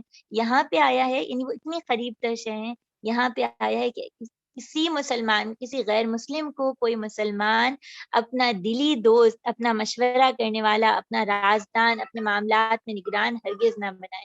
کیوں؟ کیونکہ پھر اس کے بعد اس کا جو شر ہوگا وہ پہنچنے کا امکان ہے. پھر اسی طرح پیاری بہنوں، پھر ہم اس میں اس کے بعد آگے رکو نمبر 7 اور 4، 5، 6 اور 7 کا مطالعہ کرتے ہیں. سورہ یہ جنگ احد کا پورا واقعہ ہمارے سامنے آ جائے گا اس کے بعد. اے پیغمبر، مسلمانوں کے سامنے اس موقع کا ذکر کرو جب تم صبح سویرے اپنے گھر سے نکلے تھے. احد کے میدان میں مسلمانوں کو جنگ کے لیے جا بجا معمور کر رہے تھے. اللہ تمہاری باتیں سنتا ہے، وہ نہایت باخبر ہے. یاد کرو جب تم میں سے 2 گروہ بزدلی دکھانے پہ آمادہ ہو گئے تھے، کہ اللہ ان کی مدد میں موجود تھے اور مومنوں کو اللہ ہی پر بھروسہ ہونا چاہیے. آخر اس سے پہلے جنگ بدر میں بھی تو اللہ تمہاری مدد کر رہے تھے، حالانکہ اس وقت تم بہت کمزور تھے. لہٰذا تم کو چاہیے کہ اللہ کی ناشکری سے بچو. امید ہے کہ تم شکر گزار بنو گے. یاد کرو جب تم مومنوں سے کہہ رہے تھے کہ تمہارے لیے بات کافی نہیں کہ اللہ 3000 فرشتے اتار کے تمہاری مدد کرے. بے شک اگر تم صبر کرو، اللہ سے ڈرتے رہو، تو جس آن دشمن تمہارے اوپر چڑھیں گے اسی آن تمہارا رب 5000 صاحب نشان فرشتوں سے تمہاری مدد کرے گا. یہ بات اللہ نے تمہیں اس لیے بتائی کہ تم خوش ہو جاؤ اور تمہارے دل مطمئن ہو جائیں. فتح نصرت میں جو کچھ بھی ہے اللہ کی طرف سے، جو بڑا قوت والا اور دانا اور بینا ہے. یہ مدد تمہارے لیے اس لیے دے گا تاکہ کفر کی راہ چلنے والوں کے بازو کاٹ دے یا ایسی ذلیل شکست دے کہ وہ نامرادی کے ساتھ پسپا ہو جائیں. اے نبی صلی اللہ علیہ وآلہ وسلم، فیصلے کے اختیار میں آپ کا کوئی حصہ نہیں. اللہ کو اختیار ہے، چاہے انہیں معاف کر دیں، چاہے سزا دیں، کیونکہ وہ ظالم ہے. زمین اور آسمان میں جو کچھ ہے اس کے مالک اللہ ہیں. جس کو چاہے بخش دیں اور جس کو چاہے عذاب دیں. وہ معاف کرنے والے اور رحیم ہیں. محمد صلی اللہ علیہ اے لوگوں جو ایمان لائے ہو، یہ بڑھتا اور چڑھتا سود کھانا چھوڑ دو. اللہ سے ڈرو، امید ہے کہ تم فلاح پاؤ گے. اس آگ سے بچو جو کافروں کے لیے مہیا کی گئی ہے، اور اللہ اور رسول کا حکم مان لو. توقع ہے تم پر رحم کیا جائے گا. دوڑ کر چلو اس راستے پر جو تمہارے رب کی بخشش اور جنت کی طرف جاتی ہے، جس کی وسعت زمین اور آسمان جیسی ہے. وہ خدا ترس لوگوں کے لیے مہیا کی گئی ہے، جو ہر حال میں اپنا مال خرچ کرتے ہیں، خواہ برا ہو یا اچھا، جو غصے کو پی جاتے ہیں اور دوسروں کے قصور معاف کرتے ہیں. ایسے نیک لوگ اللہ کو بہت پسند ہیں، جن کا حال یہ ہے اگر کوئی فحش کام ان سے سرزد ہو جاتا ہے یا کسی گناہ کا ارتکاب کرتے ہیں اور اپنے اوپر ظلم کرتے ہیں تو انہیں اللہ یاد آ جاتے ہیں. وہ ان سے قصوروں کی معافی چاہتے ہیں، کیونکہ اللہ کے سوا اور کون ہے جو گناہ معاف کر سکتا ہے. اور دیدہ دانستہ اپنے کیے پہ اصرار نہیں کرتے. اللہ تعالی ہم سب کو ان لوگوں میں شامل کر لیں. آمین ثم آمین. ایسے لوگوں کی جزا ان کے رب کے پاس یہ ہے کہ وہ انہیں معاف کر دیں گے اور ایسے باغوں میں انہیں داخل کریں گے جن کے نیچے نہریں بہتی ہوں گی. وہ ہمیشہ رہیں گے. کیسا اچھا بدلہ ہے نیک عمل کرنے والوں کے لیے. تم سے پہلے وہ دو گزر چکے ہیں، انہیں زمین میں چل پھر کر دیکھو ان لوگوں کا کیا انجام ہوا جنہوں نے اللہ کے احکامات کو جھٹلایا. یہ لوگوں کے لیے صاف اور صریح تنبیہ ہے. جو اللہ سے ڈرتے ہیں ان کے لیے ہدایت اور نصیحت ہے. دل شکستہ نہ ہونا، غم کرو، تم ہی غالب رہو گے اگر تم مومن ہو. اس وقت اگر تمہیں چوٹ لگ گئی تو تمہیں اس سے پہلے ایسی ہی چوٹ تمہارے مخالف فریق کو لگ چکی ہے. تو زمانے کے نشیب و فراز ہیں جنہیں ہم لوگوں کے درمیان گردش دیتے ہیں. تمہیں یہ وقت اس لیے لائے گیا کہ اللہ دیکھنا چاہتا تو تم میں سچے مومن کون ہیں، اور ان لوگوں کو چھانٹ لینا چاہتا تھا جو واقعی راستے کے گواہ ہوں، کیونکہ ظالم لوگ اللہ کو پسند نہیں ہیں. اور وہ اس آزمائش کے ذریعے مومنوں کو الگ چھانٹ کے کافروں کو سرگوبی دینا چاہتے تھے. اگر تم یہ سمجھ رکھا ہے کہ جنت میں یوں ہی چلے جاؤ گے، حالانکہ ابھی اللہ نے نہیں دیکھا تم میں کون وہ لوگ ہیں جو اس کی راہ میں جان لڑانے والے ہیں اور اس کی خاطر صبر کرنے والے ہیں. تم تو موت کی تمنا کر رہے تھے، مگر یہ اس وقت کی بات تھی جب موت سامنے نہ آئی تھی. لو جب وہ تمہارے سامنے آ گئی تم نے اسے آنکھوں سے دیکھ لیا۔ محمد صلی اللہ علیہ وآلہ وسلم اس کے سوا کچھ نہیں کہ بس ایک رسول ہے، ان سے پہلے اور رسول بھی گزر چکے ہیں۔ پھر اگر یہ مر جائیں یا قتل کر دیے جائیں تو کیا تم لوگ الٹے پاؤں پھر جاؤ گے؟ یاد رکھو جو الٹا پھرے گا وہ اللہ کا کچھ نقصان نہ کرے گا، البتہ جو اللہ کے شکر گزار بندے بن کے رہیں گے انہیں اس کی ضرور جزا دی جائے گی۔ کوئی زیرو اللہ کے اذن کے بغیر نہیں مر سکتا، موت کا وقت لکھا ہوا ہے۔ جو شخص ثواب دنیا کے ارادے سے کام کرے گا اس کو ہم دنیا میں دے دیں گے، اور جو ثواب آخرت کے ارادے سے کام کرے گا وہ آخرت کا ثواب پائے گا، اور شکر کرنے والوں کو ہم اس کی جزا عطا کریں گے۔ اس سے پہلے کتنے ہی نبی ایسے گزرے جن کے ساتھ مل کے خدا پرستوں نے جنگ کی، اللہ کی راہ میں جو مصیبتیں ان پہ پڑی ان سے دل شکستہ نہیں ہوئے، انہوں نے کمزوری نہیں دکھائی۔ ایسے ہی صابروں کو اللہ پسند کرتا ہے۔ ان کی بس یہ دعا ہے، ہمارے رب ہماری غلطیوں اور کوتاہیوں سے درگزر فرما دیجیے، ہمارے کام میں جو تیری حد سے تجاوز ہو گیا ہے اسے معاف کر دیجیے، ہمارے قدم جما دیجیے اور کافروں کے مقابلے میں ہماری مدد کیجیے، آمین۔ آخرکار اللہ نے ان کا دنیا کا بھی ثواب دیا، اس سے بہتر ثواب آخرت میں عطا کیا۔ اللہ کو ایسے ہی نیک لوگ پسند ہیں۔ اے لوگوں جو ایمان لائے ہو، اگر تم ان لوگوں کے اشاروں پہ چلو گے جنہوں نے کفر کی راہ اختیار کی تو وہ تمہیں الٹا پھیر دیں گے اور تم نامراد ہو جاؤ گی۔ ان کی باتیں غلط ہیں، حقیقت یہ ہے کہ اللہ تمہارے حامی و مددگار ہیں اور بہترین مدد کرنے والے ہیں۔ ان قریب وہ وقت آنے والا ہے جب ہم منکرین حق کے دلوں میں رعب بٹھا دیں گے، اس لیے کہ انہوں نے اللہ کے ساتھ اس کی خدائی میں شریک ٹھہرایا۔ جن کے شریک ہونے پہ اللہ نے کوئی دلیل نازل نہیں کی، ان کا آخری ٹھکانہ جہنم ہے اور بہت ہی بری ہے وہ قیام گاہ جو ان ظالموں کو ملی ہے۔ اللہ نے تائید و نصرت کو جو وعدہ آپ سے کیا تھا وہ اس نے پورا کر دیا۔ ابتدا میں اس کے حکم سے آپ ان کو تم ان کو قتل کر رہے تھے، مگر جب تم نے کمزوری دکھائی اور آپس میں باہم اختلاف کیا، اور جو ہی وہ چیز جو اللہ نے تمہیں دکھائی جس کی محبت میں تم گرفتار تھے، تم اپنے سردار کے حکم کی خلاف ورزی پر بیٹھے، اسی لیے تم میں سے کچھ لوگ دنیا کے طالب تھے اور کچھ آخرت کی خواہش رکھتے تھے، تب اللہ نے تمہیں کافروں کے مقابلے میں پسپا کر دیا تاکہ تمہاری آزمائش کرے، اور حق یہ کہ اللہ نے پھر تمہیں معاف کر دیا کیونکہ مومنوں پہ اللہ بڑی نظر عنایت رکھتے ہیں۔ یاد کرو جب تم بھاگے چلے جاتے تھے، کسی کی طرف پلٹ کر دیکھنے کا تمہیں ہوش نہ تھا، رسول صلی اللہ علیہ وآلہ وسلم پیچھے تم کو پکار رہے تھے، اس وقت تمہاری اس روش کا بدلہ اللہ نے یہ دیا کہ تم پر رنج پہ رنج دیے تاکہ آئندہ کے لیے سبق ملے، جو کچھ تمہارے ہاتھ سے جائے، جو مصیبت تم پہ نازل ہو اس پہ غمگین نہ ہو، اللہ تمہارے سب اعمال سے باخبر ہے۔ اس غم کے متعلق کے بعد پھر اللہ نے تم میں سے کچھ لوگوں پر ایسی اطمینان کی حالت طاری کی وہ اونگنے لگے، مگر دوسرا گروہ جس کے لیے ساری اہمیت اپنے مفاد کی تھی اللہ کے متعلق جاہلانہ گمان کرنے لگا جو سراسر خلاف حق تھا۔ اب یہ لوگ کہتے ہیں اس کام کے چلانے میں ہمارا بھی حق ہے، ان سے کہو کسی کا کوئی حق نہیں، اس کام کے سارے اختیار اللہ کے ہاتھ ہیں۔ دراصل لوگ اپنے دلوں میں جو بات چھپائیں اسے تم پر نہیں ظاہر کرتے، ان کا اصل مطلب یہ ہے کہ اگر قیادت کے اختیارات میں ہمارا حصہ ہوتا تو ہم یہاں مارے نہ جاتے۔ ان سے کہہ دو اگر تم اپنے گھر میں ہوتے تو جن لوگوں کی موت لکھی تھی وہ خود اپنی قتل گاہوں کی طرف نکلتے، اور جو یہ معاملہ پیش آیا تو اس لیے تھا کہ تمہارے دلوں میں جو پوشیدہ ہے اللہ اسے آزما لیں، اور جو کھوٹ تمہارے دلوں میں اسے چھاڑ دیں، اللہ دلوں کا حال خوب جانتے ہیں۔ تم میں سے جو لوگ مقابلے کے دن پیٹ پھیر گئے ان کی اس لرزش کا سبب یہ تھا کہ ان کی بعض کمزوریوں کی وجہ سے شیطان نے ان کے قدم ڈگمگا دیے، اللہ نے انہیں معاف کر دیا اور اللہ بہت درگزر کرنے والے اور مہربان ہے۔ پیاری بہنوں، یہ رکوع نمبر 4 سے 7 تک ہم نے پڑھا، اس کے اندر جنگ احد کا واقعہ ہمارے سامنے آپ سب نے مطالعہ بھی کیا ہوگا۔ جنگ احد، جنگ بدر اور جنگ جو ہمراء الاسد تھی، یعنی جنگ احد کے بعد جو ایک چھوٹی سی ارادہ ہوا تھا کہ ہوگی لیکن ہو نہیں سکی، ان کے متعلق کچھ ہدایات اور کچھ جو ہے وہ اللہ تعالیٰ نے بیان فرمایا ہے۔ جنگ احد جو ہے اس کے بارے میں ذہن میں ہوگا آپ کو، یہ پلان تھی جنگ بدر کا بدلہ لینے کے لیے مشرکین مکہ نے پوری تیاری کی تھی، اور اس کے لیے یعنی اس پوری تیاری میں پوری کوششیں ان کی کس طرح کی تھی۔ تقریباً 3000 کے قریب کفار تھے، 200 گھوڑے تھے ان کے پاس، 700 کے قریب ان کے پاس زرہیں تھیں، اور خوب خواتین اور بچوں کو بھی لے کے آئے تھے تاکہ یعنی جنگ سے بھاگ نہ سکیں، ان کی حفاظت کے خاطر لوگ رک جائیں۔ شورا تھے جنہوں نے جنگ کی آگ بھڑکائی تھی۔ اس طرح کر کے یہ تیاری کر کے نکلے تھے، اور اس کے بعد جو ہے وہ یعنی ہم یہاں پہ دیکھتے ہیں کہ اس کا پس منظر آپ کے ذہن میں ہوگا۔ اس کے علاوہ نبی کریم صلی اللہ علیہ وآلہ وسلم کو خبر پہنچ گئی تھی کہ کفار آ رہے ہیں، اور آپ صلی اللہ علیہ وآلہ وسلم نے جو ہے وہ پھر اس کے بعد پلاننگ کی تھی، اور پھر صحابہ سے پوچھا تھا۔ آپ صلی اللہ علیہ وسلم کی رائے یہ تھی کہ ہم مدینہ میں ٹھہر کے جنگ کریں، لیکن صحابہ نے کہا کہ نہیں، ہمیں نکلنا چاہیے۔ وہ صحابہ جو کہ بدر میں شریک نہیں تھے ان کی خواہش تھی، وہیں پہ منافقین کا سردار بھی تھا عبداللہ ابن ابی، اس کی خواہش تھی مدینہ میں ٹھہرا جائے، اس کے دل میں یہ وہ تھی کہ ظاہر جنگ نہ کرنی پڑے، میں بچ جاؤں، اس طرح کی تھی۔ اور پھر اب یہ جب جنگ میں نکلے تھے، نبی کریم صلی اللہ علیہ وآلہ وسلم نے یعنی پورے لشکر کی جو ہے وہ ترتیب بنائی تھی، 3 گروہوں میں ڈیوائڈ کیا تھا، اور اس کے بعد ایک گروہ کو تقریباً 50 کے قریب تیر انداز تھے، اللہ کے رسول صلی اللہ علیہ وآلہ وسلم نے انہیں گھاٹی پہ متعین کیا تھا اور یہ کہا تھا کہ چاہے تم یہ دیکھو کہ پرندے ہمیں نوچ رہے ہیں، تم اس جگہ سے نہیں نوچو گے۔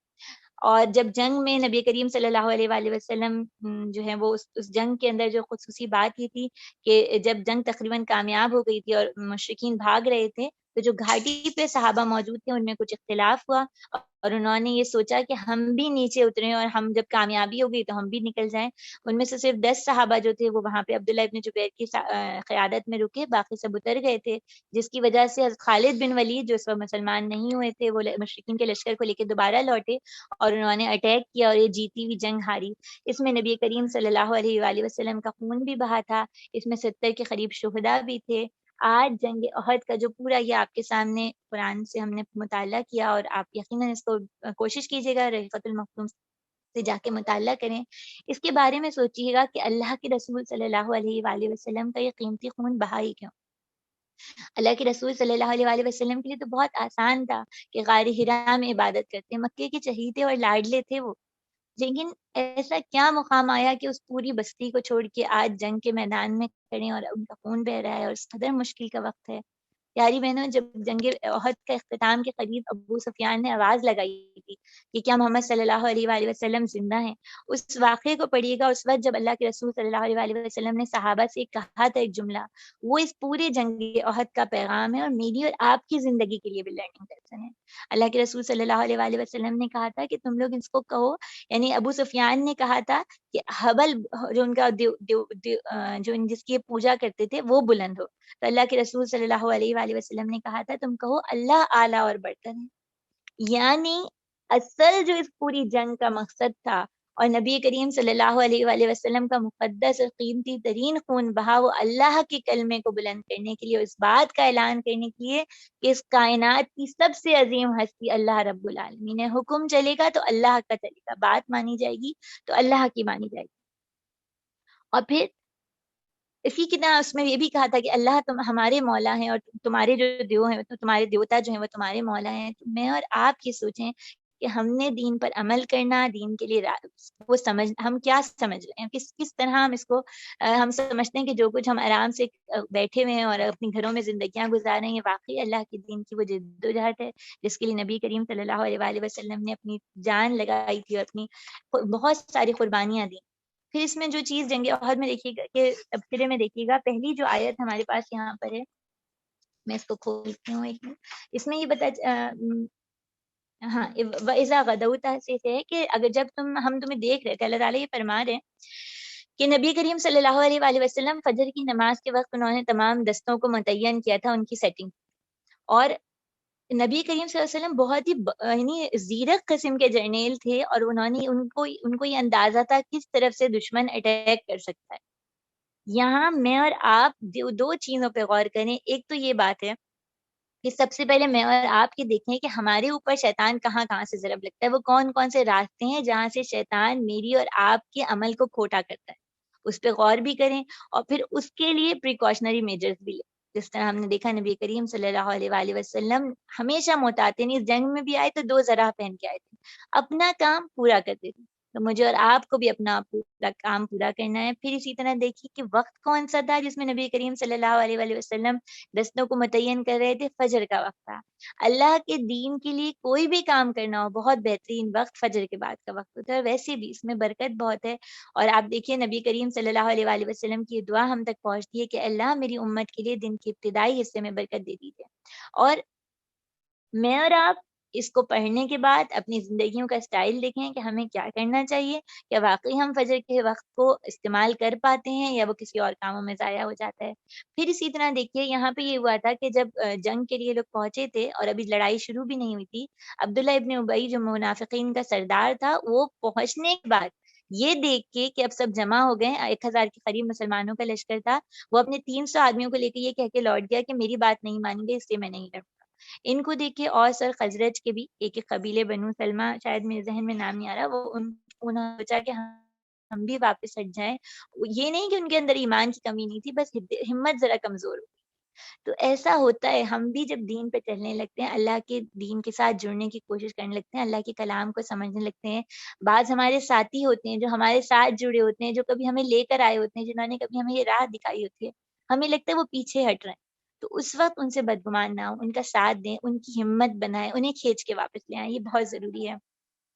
پھر اسی طرح دیکھیے یہاں پر جو آیات آتی ہیں، یہاں پہ اللہ تعالیٰ نے دوبارہ ایک اس کی بات کی اپنے اللہ تعالیٰ نے جو ہے ہمیں پھر ایک ریس کی، ایک مقابلے کی بات کی ہے، آیت نمبر 122 ہے میرے خیال ہے، 130 کی ہے، بولتی ہوں۔ اچھا، اس کے اندر اللہ تعالیٰ مجھے اور آپ کو کیا بتا رہے ہیں، وَسَارِعُوا إِلَىٰ مَغْفِرَةٍ مِّن رَّبِّكُمْ وَجَنَّةٍ عَرْضُهَا السَّمَاوَاتُ وَالْأَرْضُ۔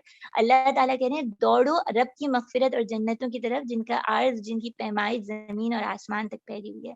دنیا میں ہمیں کوئی کہہ دینا کہ کوئی کوئی چھوٹا سا کہیں پلاٹ بھی فری مل رہا ہے تو لوگ اس کے اوپر ٹوٹ پڑیں گے، یہاں اللہ تعالیٰ جنت کا سودا کر رہے ہیں مجھ سے اور آپ سے، اور اس کے لیے پھر بتا رہے ہیں کہ کیا کرنا ہوگا۔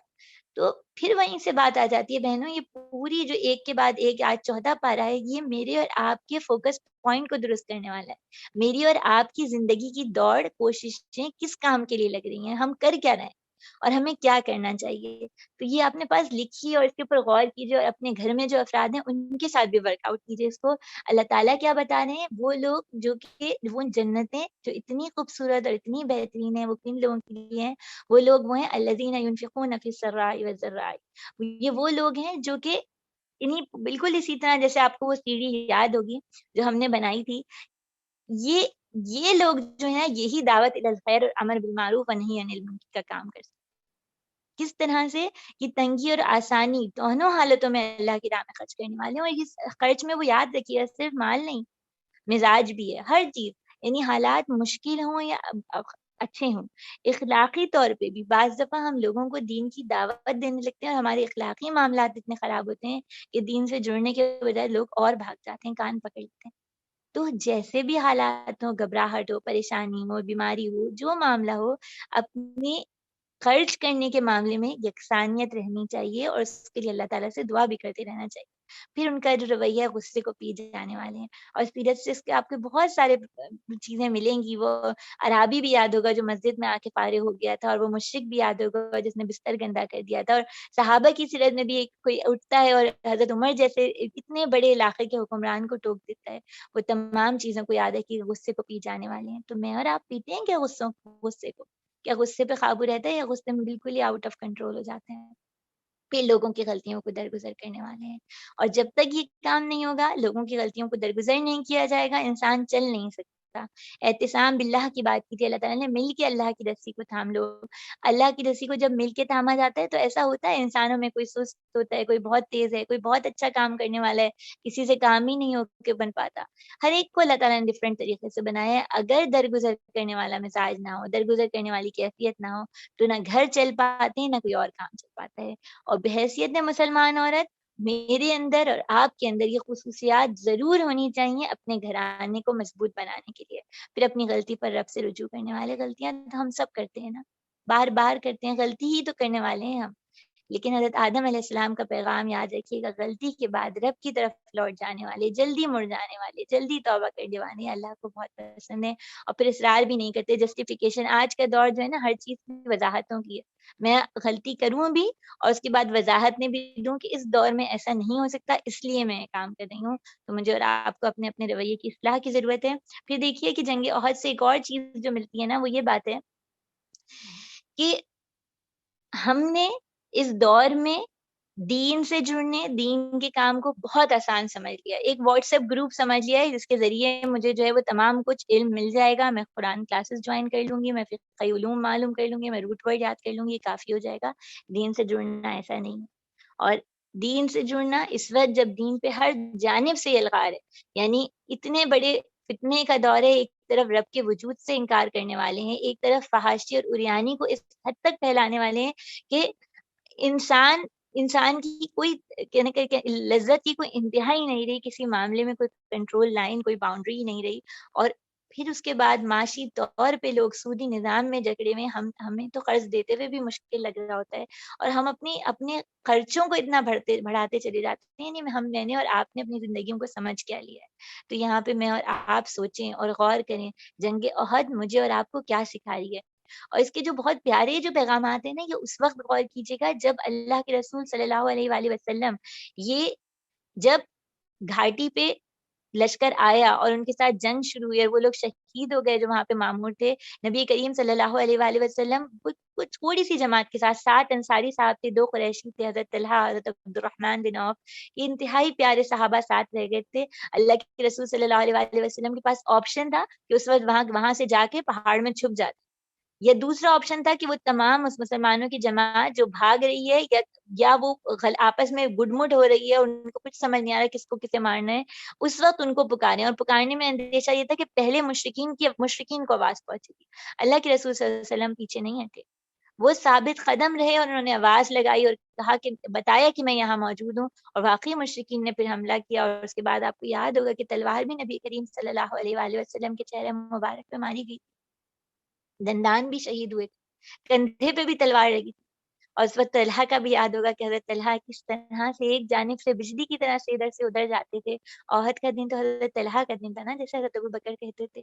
تو یہ سارے پیارے ساتھی، چاہے وہ ابو دجانہ ہوں، چاہے وہ حضرت مصعب بن عمیر ہوں، اور وہ حضرت حمزہ ہوں، وہ مجھے اور آپ کو سبق کیا دے رہے ہیں؟ آج ضرور بیٹھ کے پڑھیے گا، اپنے گھر کے افراد کے ساتھ بیٹھیے گا اور سوچیے گا کہ جنگ احد نے مجھے کیا کیا سکھایا، اور پھر اس میں دیکھیے گا اطاعت رسول صلی اللہ علیہ وآلہ وسلم کے بارے میں یہ سمجھ لیجئے کہ زندگی میں اور آپ جب جانتے بوجھتے اللہ کے رسول صلی اللہ علیہ وآلہ وسلم کے حکم کے خلاف کریں گے، بہت نقصان اٹھائیں گے، اس میں کوئی شک نہیں ہے، اس میں کوئی شبہ نہیں ہے۔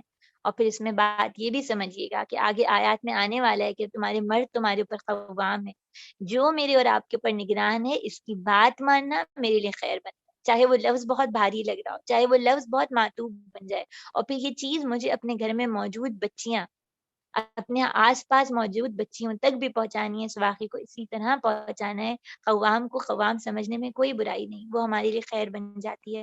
پھر یہ بھی دیکھیے گا کہ اللہ تعالیٰ نے ان تمام آیات میں جو لوگ ثابت قدم رہے، جو دوڑ کے آئے، ان کے لیے کوئی خاص ذکر نہیں ہے۔ تو جب نیکی کا کام کریں نا، تو اس بات کی توقع نہ رکھیں کہ دنیا میں کوئی تھپکی ملے گی، دنیا میں تعریف ہوگی، ایسا کچھ نہیں ہوگا۔ اصل اگر واقعی نتیجہ، واقعی خواہش یہ ہے کہ اللہ راضی ہو، تو پھر کسی طرف سے توقع لگانا، کسی تعریف کی نہ خواہش ہونی چاہیے۔ اللہ تعالیٰ اس چیز سے ہم سب کو محفوظ رکھیں، آمین ثم آمین۔ پیاری بہنوں، اب اس کے بعد ہمارے پاس رکوع 8، 9 اور 10 ہے، اس کا مطالعہ کر دیتے ہیں۔ اے لوگوں جو ایمان لائے ہو، کافروں کی سی باتیں نہ کرو جن کی عزیز و اقارب کبھی سفر پہ جاتی ہے، جنگ میں شریک ہوتے اور وہاں کسی حادثے سے دو چار ہوتے تو کہتے اگر ہمارے پاس ہوتے تو نہ مارے جاتے، نہ قتل ہوتے۔ اللہ کی قسم، ان باتوں کی ان کے دلوں میں حسرت کا سبب بنا دیتا ہے، وہ دراصل مارنے اور جلانے والا ہے، جلانے والا تو اللہ ہی، اور تمہاری حرکات پہ وہی نگران ہے۔ اور اگر تم اللہ کی راہ میں مارے جاؤ یا مر جاؤ تو جو اللہ کی رحمت اور بخشش تمہارے حصے میں آئے گی وہ ان ساری چیزوں سے بہتر ہے جنہیں یہ لوگ جمع کرتے ہیں، خواہ تم مرو یا مارے جاؤ، بہرحال سب کو سمٹ کر اللہ کی طرف جانا ہے۔ اللہ، اے نبی صلی اللہ علیہ وآلہ وسلم، یہ اللہ کی بڑی رحمت ہے کہ آپ لوگوں کے لیے بہت نرم مزاج ہیں، ورنہ آپ تنخو اور سنگدل ہوتے، یہ تو سب آپ کے پاس سے چھٹ جاتے۔ ان کے قصور معاف کیجیے، ان کے حق میں مغفرت کیجیے، دعا کیجیے، دین کے کام میں ان کو شریک مشورہ رکھیے۔ پھر آپ کا عزم کسی ارادے پہ مستحکم ہو جائے تو اللہ پر بھروسہ کیجیے، اللہ کو لوگ پسند ہیں جو اس پہ بھروسہ کرتے ہیں۔ اللہ آپ کی مدد کے لیے ہے تو کوئی طاقت تم پر غالب نہیں آئے گی، اور تمہیں چھوڑ دے تو اس کے بعد کون ہے جو تمہاری مدد کرے؟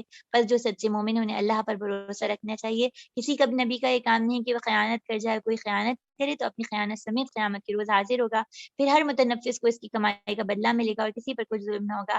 پھر بھلا یہ کیسے ہو سکتا ہے جو شخص اللہ کی رضا پہ چلنے والا اس شخص کا کام کرے جو اللہ کی غضب میں گر گیا ہو اور جس کا آخری ٹھکانہ جہنم ہو جو بدترین ٹھکانہ ہے۔ اللہ کے نزدیک دونوں قسم کے آدمیوں میں فرق ہے، اللہ سب کے اعمال پہ نظر رکھتے ہیں۔ در حقیقت اہل ایمان پر تو اللہ نے بڑا احسان کیا ہے کہ ان کے درمیان خود انہی میں سے رسول اٹھایا جو اس کی آیات سناتا ہے، ان کی زندگیوں کو سنوارتا ہے، ان کو کتاب اور دانائی کی تعلیم دیتا ہے، حالانکہ اس سے پہلے یہ لوگ سری گمراہی میں تھے۔ کہ تمہارا کیا حال ہے جب تم پر کوئی مصیبت آتی ہے تو کہتے ہو یہ کہاں سے آئی، حالانکہ جنگ بدر میں اس سے دگنی مصیبت تمہارے ہاتھوں مخالفین پہ پڑی تھی۔ اے نبی صلی اللہ علیہ وآلہ وسلم، ان سے کہیے مصیبت تمہاری اپنی لائی ہوئی ہے، اللہ ہر چیز پہ قادر ہے۔ جو نقصان لڑائی کے دوران تمہیں پہنچا وہ اللہ کے ذمہ تھا، اور اس لیے تھا کہ اللہ دیکھ لیں کہ تم میں سے کون مومن ہے اور منافق کون ہے۔ وہ منافق جب ان سے کہا گیا اور اللہ کی راہ میں جنگ کرو یا شہر میں مدافعت کرو تو کہنے لگے اگر تمہیں ہمیں علم ہوتا آج جنگوں کی تو ہم ضرور ساتھ چلتے۔ یہ بات وہ جب کہہ رہے تھے اس وقت ایمان کی نسبت کفر سے زیادہ قریب تھے، وہ اپنی بات بات زبانوں سے جو کچھ کہتے ہیں ان کے دل میں نہیں ہوتا، اور جو کچھ دل میں چھپاتے ہیں اللہ سے خوب جانتا ہے۔ یہ وہی لوگ ہیں جو خود تو بیٹھے ہیں اور ان کے جو بھائی بہن لڑنے اور مارے گئے ان کے متعلق کہہ دیا اگر وہ ہماری بات مان لیتے ہیں تو مارے نہ جاتے۔ ان سے کہو اگر تم قول میں سچے ہو تو خود تمہاری موت جب آئے اسے ٹال کر دکھانا۔ پھر جو لوگ اللہ کی راہ میں قتل ہوئے مردہ نہ کہو وہ تو حقیقت میں زندہ ہیں، اپنے رب کے پاس رزق پا رہے ہیں، اور جو لوگ اپنے فضل سے اللہ نے جو انہیں اپنے فضل سے دیا ہے اس پہ خوش ہیں اور مطمئن ہیں۔ جو اہل ایمان ان کے پیچھے دنیا میں رہ گئے ابھی وہاں نہیں پہنچے، ان کے لیے کسی خوف اور رنج کا مقام نہیں، پھر وہ اللہ کے نام اس کے فضل پہ شاداں و فرداں ہیں، پر ہاں ان کو معلوم ہے اللہ مومنین کا اجر ضائع نہیں کرتے۔ جن لوگوں نے زخم کھانے کے بعد بھی اللہ رسول صلی اللہ علیہ وسلم کی وقار پر لبیک کہا، ان میں جو اشخاص نیکوکار اور پرہیزگار ہیں ان کے لیے بڑا اجر ہے۔ اور وہ جن لوگوں سے کہا تمہارے خلاف بڑی فوجیں جمع ہوئی ہیں ان سے ڈرو، تو یہ سن کر ایمان بڑھ گیا۔ انہوں نے جواب دیا ہمارے لیے اللہ کافی ہیں، وہی بہترین کارساز ہیں۔ آخر وہ اللہ کی نعمت اور فضل کے ساتھ پلٹے، ان کا کسی قسم کا زر نہ پہنچا، اللہ کی رضا پہ چلنے کا شرف انہیں حاصل ہو گیا۔ اللہ بڑا فضل فرمانے والا ہے۔ اب تمہیں معلوم ہو گیا دراصل شیطان تھا جو اپنے دوستوں سے خواہ ڈرا رہا تھا، لہٰذا آئندہ تم انسانوں سے نہ ڈرنا، مجھ سے ڈرنا اگر تم حقیقت میں صاحب ایمان ہو۔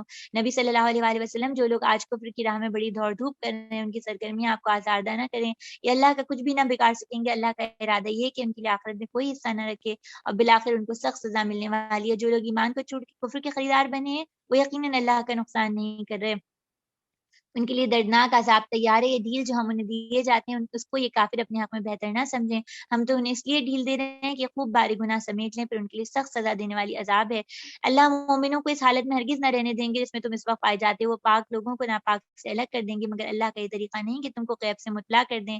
غیب کی باتیں بتانے کے لیے وہ اپنے رسولوں میں جسے چاہتے ہیں منتخب کر لیتے ہیں، اور اللہ اس کے رسولوں پر ایمان رکھو۔ اگر تم ایمان اور خدا رستی کی روش پہ چلو گے تم کو بڑا اجر ملے گا۔ جن لوگوں کو اللہ نے اپنے فضل سے نوازا اور پھر وہ بخل سے کام لیتے ہیں، وہ اس خیال میں نہ رہیں کہ یہ بخلی ان کے لیے اچھی ہے، یہ ان کے حق میں نہایت بری ہے، اور جو کچھ وہ اپنی کنجوسی سے جمع کریں قیامت کے روز ان کے حلق میں طوق بنا دیا جائے گا۔ زمین اور آسمان کی میراث اللہ کے لیے، اور جو کچھ تم کرتے ہو اللہ اس سے خوب باخبر ہے۔ اللہ نے ان لوگوں کا قول سنا جو کہتے ہیں اللہ فقیر اور ہم غنی ہیں، ان کی باتیں بھی ہم لکھ لیں گے، اور اس سے پہلے جو پیغمبروں کو قتل کرتے رہے وہ بھی ان کے نامہ اعمال میں لکھا جا چکا ہے۔ ہم ان سے کہیں گے لو اب عذاب جہنم کا مزہ چکو، یہ تمہیں اپنے ہاتھوں کی کمائی ہے، اللہ اپنے بندوں کے لیے ظالم نہیں۔ اور جو لوگ کہتے ہیں اللہ نے ہم کو ہدایت دی کہ ہم کسی کو رسول کو تسلیم نہ کریں جب تک وہ ہمارے سامنے ایسی قربانی نہ لائے جسے آگ کھا لے، ان سے کہو تمہارے پاس مجھ سے پہلے رسول آ چکے ہیں، بہت سی روشن نشانیاں لائیں اور نشانی بھی لائیں جس کا تم ذکر کرتے ہو، پھر ایمان لانے کے لیے شرط رکھنے میں تم سچے ہو تو رسولوں کو تم نے کیوں قتل کیا؟ اے نبی صلی اللہ علیہ وآلہ وسلم اگر یہ لوگ آپ کو جھٹلاتے ہیں تو آپ سے پہلے بھی رسول جھٹلائے گا جو کھلی نشانیوں صحیح تھے اور روشنی بخشنے والی کتاب لائے تھے۔ آخرکار ہر شخص کو مرنا ہے اور تم سب اپنے اپنے اجر قیامت کے روز پانے میں کامیاب ہو۔ دراصل وہ ہے جہاں آتش دوزخ سے بچ جائے اور جنت میں داخل ہو گیا وہی کامیاب ہے۔ یہ دنیا تو محض ایک ظاہر قریب چیز ہے۔ مسلمانوں تمہیں مال اور جان دونوں کی آزمائشیں پیش آئیں گی اور تم اہل کتاب اور مشرکین سے بہت سی باتیں سنو گے، اگر ان حالات میں صبر اور خدا ترسی کی روش پہ قائم رہو تو یہ بڑے حوصلے کی بات ہے۔ ان اہل کتاب کو وہ عہد بھی یاد دلاؤ جو اللہ نے ان سے لیا، اگر تمہیں کتاب اللہ کی تعلیمات کو لوگوں میں پھیلانا ہے انہیں پوشیدہ نہیں رکھنا ہوگا، مگر انہوں نے کتاب کو پس پش ڈال دیا اور تھوڑی قیمت پہ اسے بیچ ڈالا۔ کتنا برا کاروبار ہے جو کر رہے ہیں، تم ان لوگوں کو عذاب سے محفوظ نہ سمجھو جو اپنے کرتوتوں پہ خوش ہیں اور چاہتے ہیں کہ ایسے کاموں پہ ان کی تعریف ہو، در حقیقت انہوں نے ایسے نہیں کیے ہیں، حقیقت میں ان کے لیے دردناک عذاب ہے۔ زمین اور آسمان کے مالک اللہ ہیں اور اس کی قدرت سب پر حاوی ہے۔ زمین اور آسمان کی پیدائش میں اور رات کے دن کے باری باری آنے جانے میں ہوش مند لوگوں کے لیے بہت نشانیاں ہیں جو اٹھتے بیٹھتے لیٹتے ہر حال میں اللہ کو یاد کرتے ہیں اور آسمان اور زمین کی ساخت میں غور و فکر کرتے ہیں، وہ بے اختیار بول اٹھتے ہیں پروردگار یہ سب کچھ آپ نے فضول اور بے مقصد نہیں بنایا، آپ پاک ہیں، ابس کام کریں، پس ہے ہماری رب ہمیں دوزخ کے عذاب سے بچا لیجیے، آمین ثم آمین۔ آپ نے جسے دوزخ میں ڈالا در حقیقت بڑی رسوائی میں ڈال دیا اور ایسے ظالموں کا کوئی مددگار نہ ہوگا۔ اے مالک ہم نے ایک پکارنے والے کو سنا جو ایمان کی طرف بلاتا تھا اور کہتا تھا اپنے رب کو مانو، ہم نے اس کی دعوت قبول کر لی۔ اے ہمارے رب جو قصور ہم سے ہوئے ان سے درگزر فرمائیے، جو برائیاں ہمیں ہیں انہیں دور کر دیجیے اور ہمارا خاتمہ نیک لوگوں کے ساتھ کیجیے۔ یا رب جو وعدے آپ نے اپنے رسولوں کے ساتھ کیے انہیں ہمارا ساتھ پورا کیجیے۔ جی بہن سلائیڈ جو ہے وہ دوسری آ رہی ہے، آپ دیکھیے گا اس کو۔ وعدہ پورا کیجیے اور قیامت کے دن ہمیں رسوائی میں نہیں ڈالیے، بے شک تو اپنے وعدے کے خلاف کرنے والا نہیں۔ جواب میں ان کے رب نے فرمایا تم میں سے کسی کا عمل ضائع ہونے والا نہیں، خواہ مرد ہو یا عورت، تم سب ایک دوسرے ہم جنس ہو، لہٰذا جن لوگوں نے میری خاطر اپنے وطن چھوڑے اور میری راہ میں گھروں سے نکالے گئے اور ستائے گئے اور میرے لیے لڑے اور مارے گئے، سب قصور میں معاف کر دوں گا اور ایسے باغوں میں داخل کروں گا جن کے نیچے نہریں بہتی ہوں گی، ان کی جزا ہے اللہ کے یہاں اور بہترین جزا اللہ کے پاس ہے۔ نبی صلی اللہ علیہ وآلہ وسلم دنیا کے ملکوں میں اللہ کے نافرمان لوگوں کی چلت پلت آپ کو کسی دھوکے میں نہ ڈالے، یہ محض چند روزہ زندگی کا سامان ہے، پھر سب جہنم میں جائیں گے جو بدترین جائے قرار ہے۔ برعکس اس کے جو لوگ اپنے رب سے ڈرتے ہوئے زندگی بسر کریں ان کے لیے ایسے باغ ہیں جن کے نیچے نہریں بہتی ہیں، ان باغوں میں ہمیشہ رہیں گے، اللہ کی طرف سے سامان ضیافت ہے ان کے لیے، اور جو کچھ اللہ کے پاس نیک بندوں کے لیے وہی سب سے بہتر ہے۔ اہل کتاب میں کچھ لوگ ایسے ہیں جو اللہ کو مانتے ہیں، اس کتاب پر ایمان لاتے ہیں جو آپ کی طرف بھیجی گئی، اور اس کتاب پر ایمان رکھتے ہیں جو اس سے پہلے خود ان کی طرف بھیجی گئی، اللہ کے آگے جھکے ہوئے ہیں، اللہ کی آیات کو تھوڑی قیمت پہ نہیں بھیج دیتے، ان کا اجر ان کے رب کے پاس ہے، اللہ حساب پہنچانے میں دیر نہیں کرتے۔ اے لوگوں جو ایمان لائے ہو سب سے کام لو، باطل پرستوں کے مقابلے میں پامردی دکھاؤ، حق کی خدمت کی کمر بستہ رہو، اللہ سے ڈر رکھو، امید ہے کہ فلاح پاؤ گے۔ آمین۔ اللہ تعالیٰ ہم سب کے لیے اس کام کو آسان کرے، آمین سو آمین۔ بہنوں سورہ آل عمران کا اختتام ہو گیا، اور یہاں پہ ہم دیکھتے ہیں سب سے پہلے آیت نمبر 159 کے لیے یہاں اللہ تعالیٰ کیا بتا رہے ہیں کہ لوگوں کے دل کیسے جیتے جائیں نا، یعنی اتنی بڑی ایک صحابہ کے گروپ کا ایک رویہ ہم نے دیکھا، اور ان سے صرف یعنی ایک چھوٹی سی ہے کہ وہی اطاعت میں فرما برداری میں کمی ہوئی جس کی وجہ سے جو ہے وہ ایک جیتی ہوئی جنگ ہار دی گئی۔ یہاں اللہ تعالیٰ اس کے بعد کہا بھی جاتا ہے کہ نبی کریم صلی اللہ علیہ وآلہ وسلم نے کہا تھا کہ وہ قوم کیسے فلاح پائے گی جس نے اپنے نبی کو جو ہے وہ زخمی کر دیا ہو، تو جس کے بعد فوراً ہی وہ آیت بھی نازل ہوئی تھی، آپ کے ذہن میں وہ آیت ہوگی کہ جس کے اندر یہ کہا گیا تھا کہ لیس علی امر، یعنی اس امر کے بارے میں کہ انسان کون کامیاب ہوگا کون ناکام، اس میں آپ کے لیے کچھ بھی نہیں ہے، اور یہ اللہ فیصلہ کریں گے کس کو ہدایت دیں گے۔ اور پھر ہم دیکھتے ہیں کہ اسی میں سے حضرت خالد بن ولید جو ہیں وہ لوٹ کے اسلام کی طرف آئے تھے اور پھر وہ اللہ کی تلوار بنے تھے۔ تو یہاں کیا ہے، یہاں اللہ تعالیٰ بتا رہے ہیں نبی کریم صلی اللہ علیہ وآلہ وسلم کی خصوصیت سے رویہ کی کیا چیز ہے کہ وہ نرم دل کے ہیں، جس کی وجہ سے لوگ ان سے جڑ کے رہتے ہیں۔ اگر مجھے اور آپ کو بھی اپنے گھروں میں اپنے آس پاس کے لوگوں سے اور لوگوں کی اصلاح کرنی ہے، امر بالمعروف و نہی عن المنکر کا کام کرنا ہے، پہلا کام نرم دل ہے۔ اور نرم دل کا مطلب یہ نہیں ہے کہ کچھ بھی ہو جائے، یعنی غلط ہو رہا ہو تو بھی اس پہ ٹوکا نہ جائے۔ ہم نبی کریم صلی اللہ علیہ وآلہ وسلم کے بہت سے معمول دیکھتے ہیں کہ جب صحابہ میں کسی سے غلطی ہوئی تو اس کو ٹوکا بھی، اس کی اصلاح بھی کی، لیکن نرم دلی سے مطلب یہ ہے کہ دل میں بغض نہ رکھ کے بیٹھے، دل میں یہ نہ سمجھ کے بیٹھے کہ میں ہی سب سے بہترین ہوں، دوسروں میں خرابیاں ہیں۔ اور نرم دلی میں بہت کچھ شامل ہے، اس پر غور کریے گا، اور نرم دلی کی طریقے کیا ہیں اس پہ بھی غور کیجیے گا۔ پھر اللہ تعالیٰ یہاں پر کیا سکھاتے ہیں کہ دوسری چیز اچھے نگران بننے کے لیے، لوگوں سے جڑنے کے لیے، وہ ہے لوگوں کی غلطیوں سے درگزر کرنا، اور تیسری چیز کیا ہے کہ ان کے لیے دعا اور استغفار کرنا۔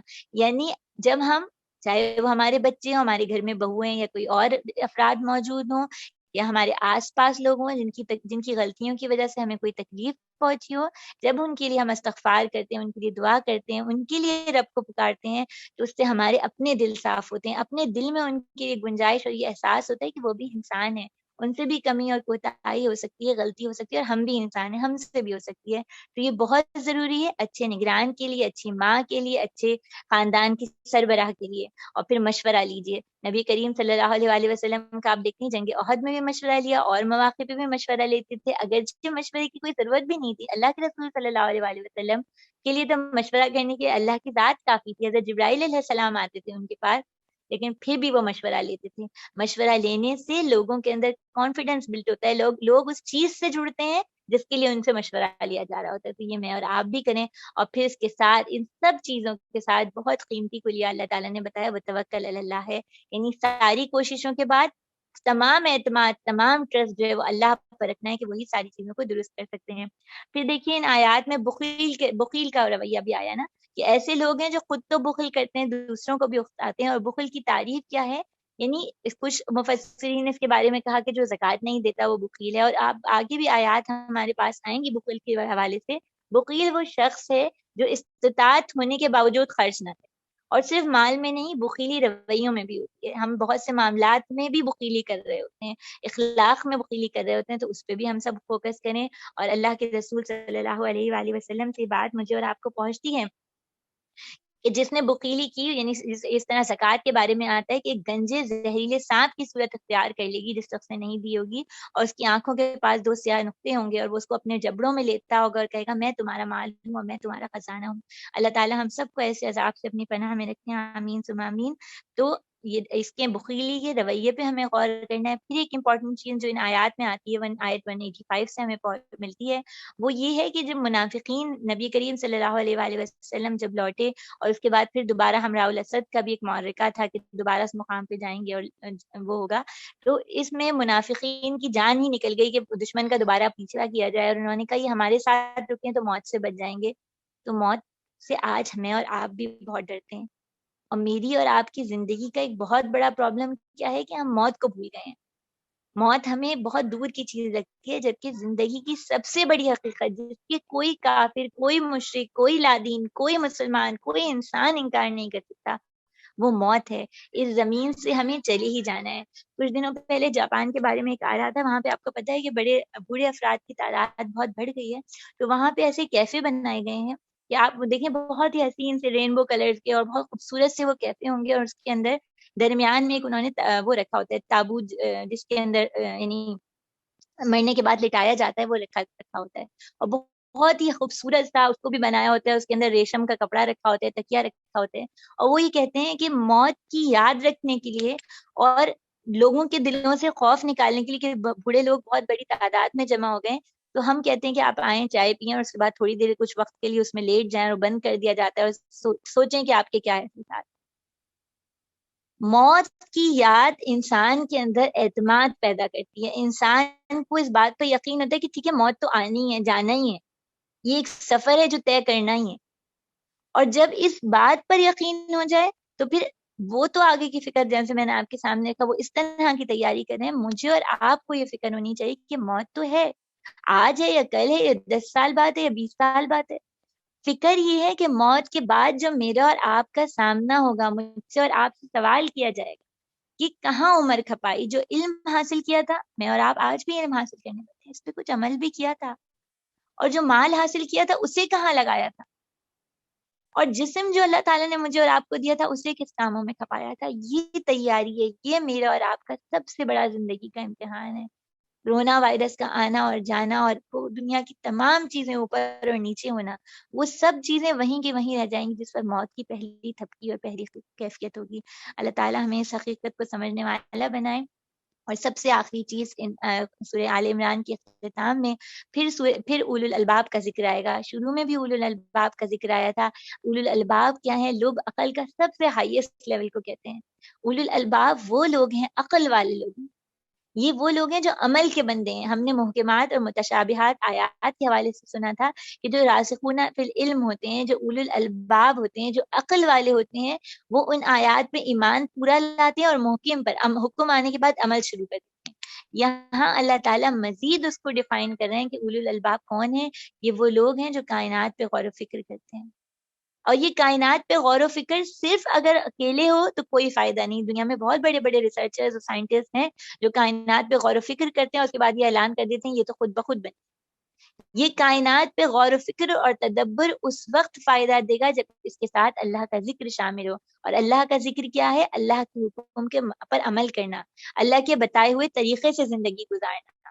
اور پھر وہ یہ بھی سمجھتے ہیں کہ جب زمین کی کائنات کی کوئی چیز بے مقصد نہیں ہے تو مجھے اور آپ کو کیسے بے مقصد پیدا کر سکتے ہیں؟ اولو الالباب لوگ اپنی اس موجودگی، اپنی پیدائش کی ضرورت اور اس کی اہمیت اور اس کے مقصد پہ غور کرتے ہیں، اور جبھی پھر وہ عمل کے بندے بنتے، جبھی وہ عمل کرنے والے بنتے، اور پھر اس کے بعد وہ یہیں پہ ان کی زندگی نہیں ہے، بلکہ اس کے ساتھ کیا ہے کہ وہ دعا کے ذریعے رب کے آگے، یعنی غور و فکر اور تدبر اور اللہ کا ذکر کرنے کے بعد وہ اپنے آپ کو کچھ سمجھنے نہیں لگتے کہ ہم واقعی بہت اللہ والے ہیں، ہم بہت نیکوکار ہیں۔ ایسا نہیں ہے، بلکہ اس کے بعد وہ اللہ کے آگے عاجزی اختیار کرتے ہیں، دعا کرتے ہیں۔ بہت پیاری دعا ہے، اس کو اپنے پاس لکھیے گا، اور ایمان لانے والے ہیں۔ اور اس کے بعد جو ہے پھر خاتمہ بھی کس طرح ابرار کے ساتھ، نیکوکاروں کے ساتھ خاتمے کی دعا کرتے ہیں کہ اللہ تعالیٰ ہمیں نیکوکاروں کے ساتھ اٹھائیے۔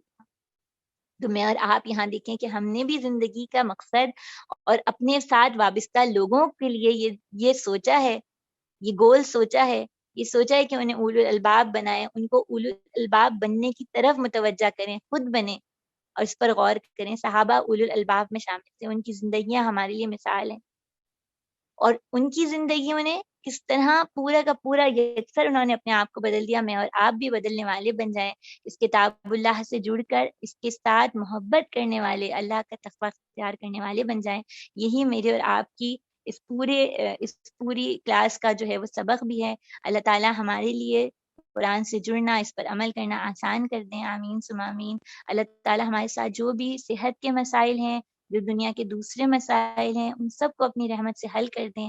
ہمارے وقت میں اتنی برکت عطا فرمائیں کہ جو کام ہمارا گھنٹوں پر محیط ہوتا ہے وہ کچھ لمحوں میں اللہ تعالیٰ اپنی رحمت سے کروا دیا کریں۔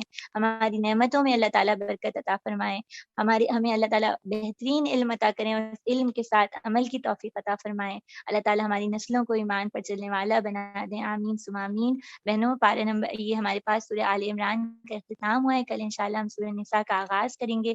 بہت ہی خوبصورت صورت ہے، اور اس کے لیے دعاؤں کے ساتھ، اللہ کے ساتھ، عاجزی کے ساتھ کہ اللہ تعالیٰ ہمیں اس قرآن کے ساتھ جڑنے والا بنا دیں۔ انشاءاللہ کل ملاقات کریں گے۔ کفارہ مجلس پڑھ لیتے ہیں۔ سبحانک اللہم و بحمدک، اشہد ان لا الہ الا انت، استغفرک و اتوب الیک۔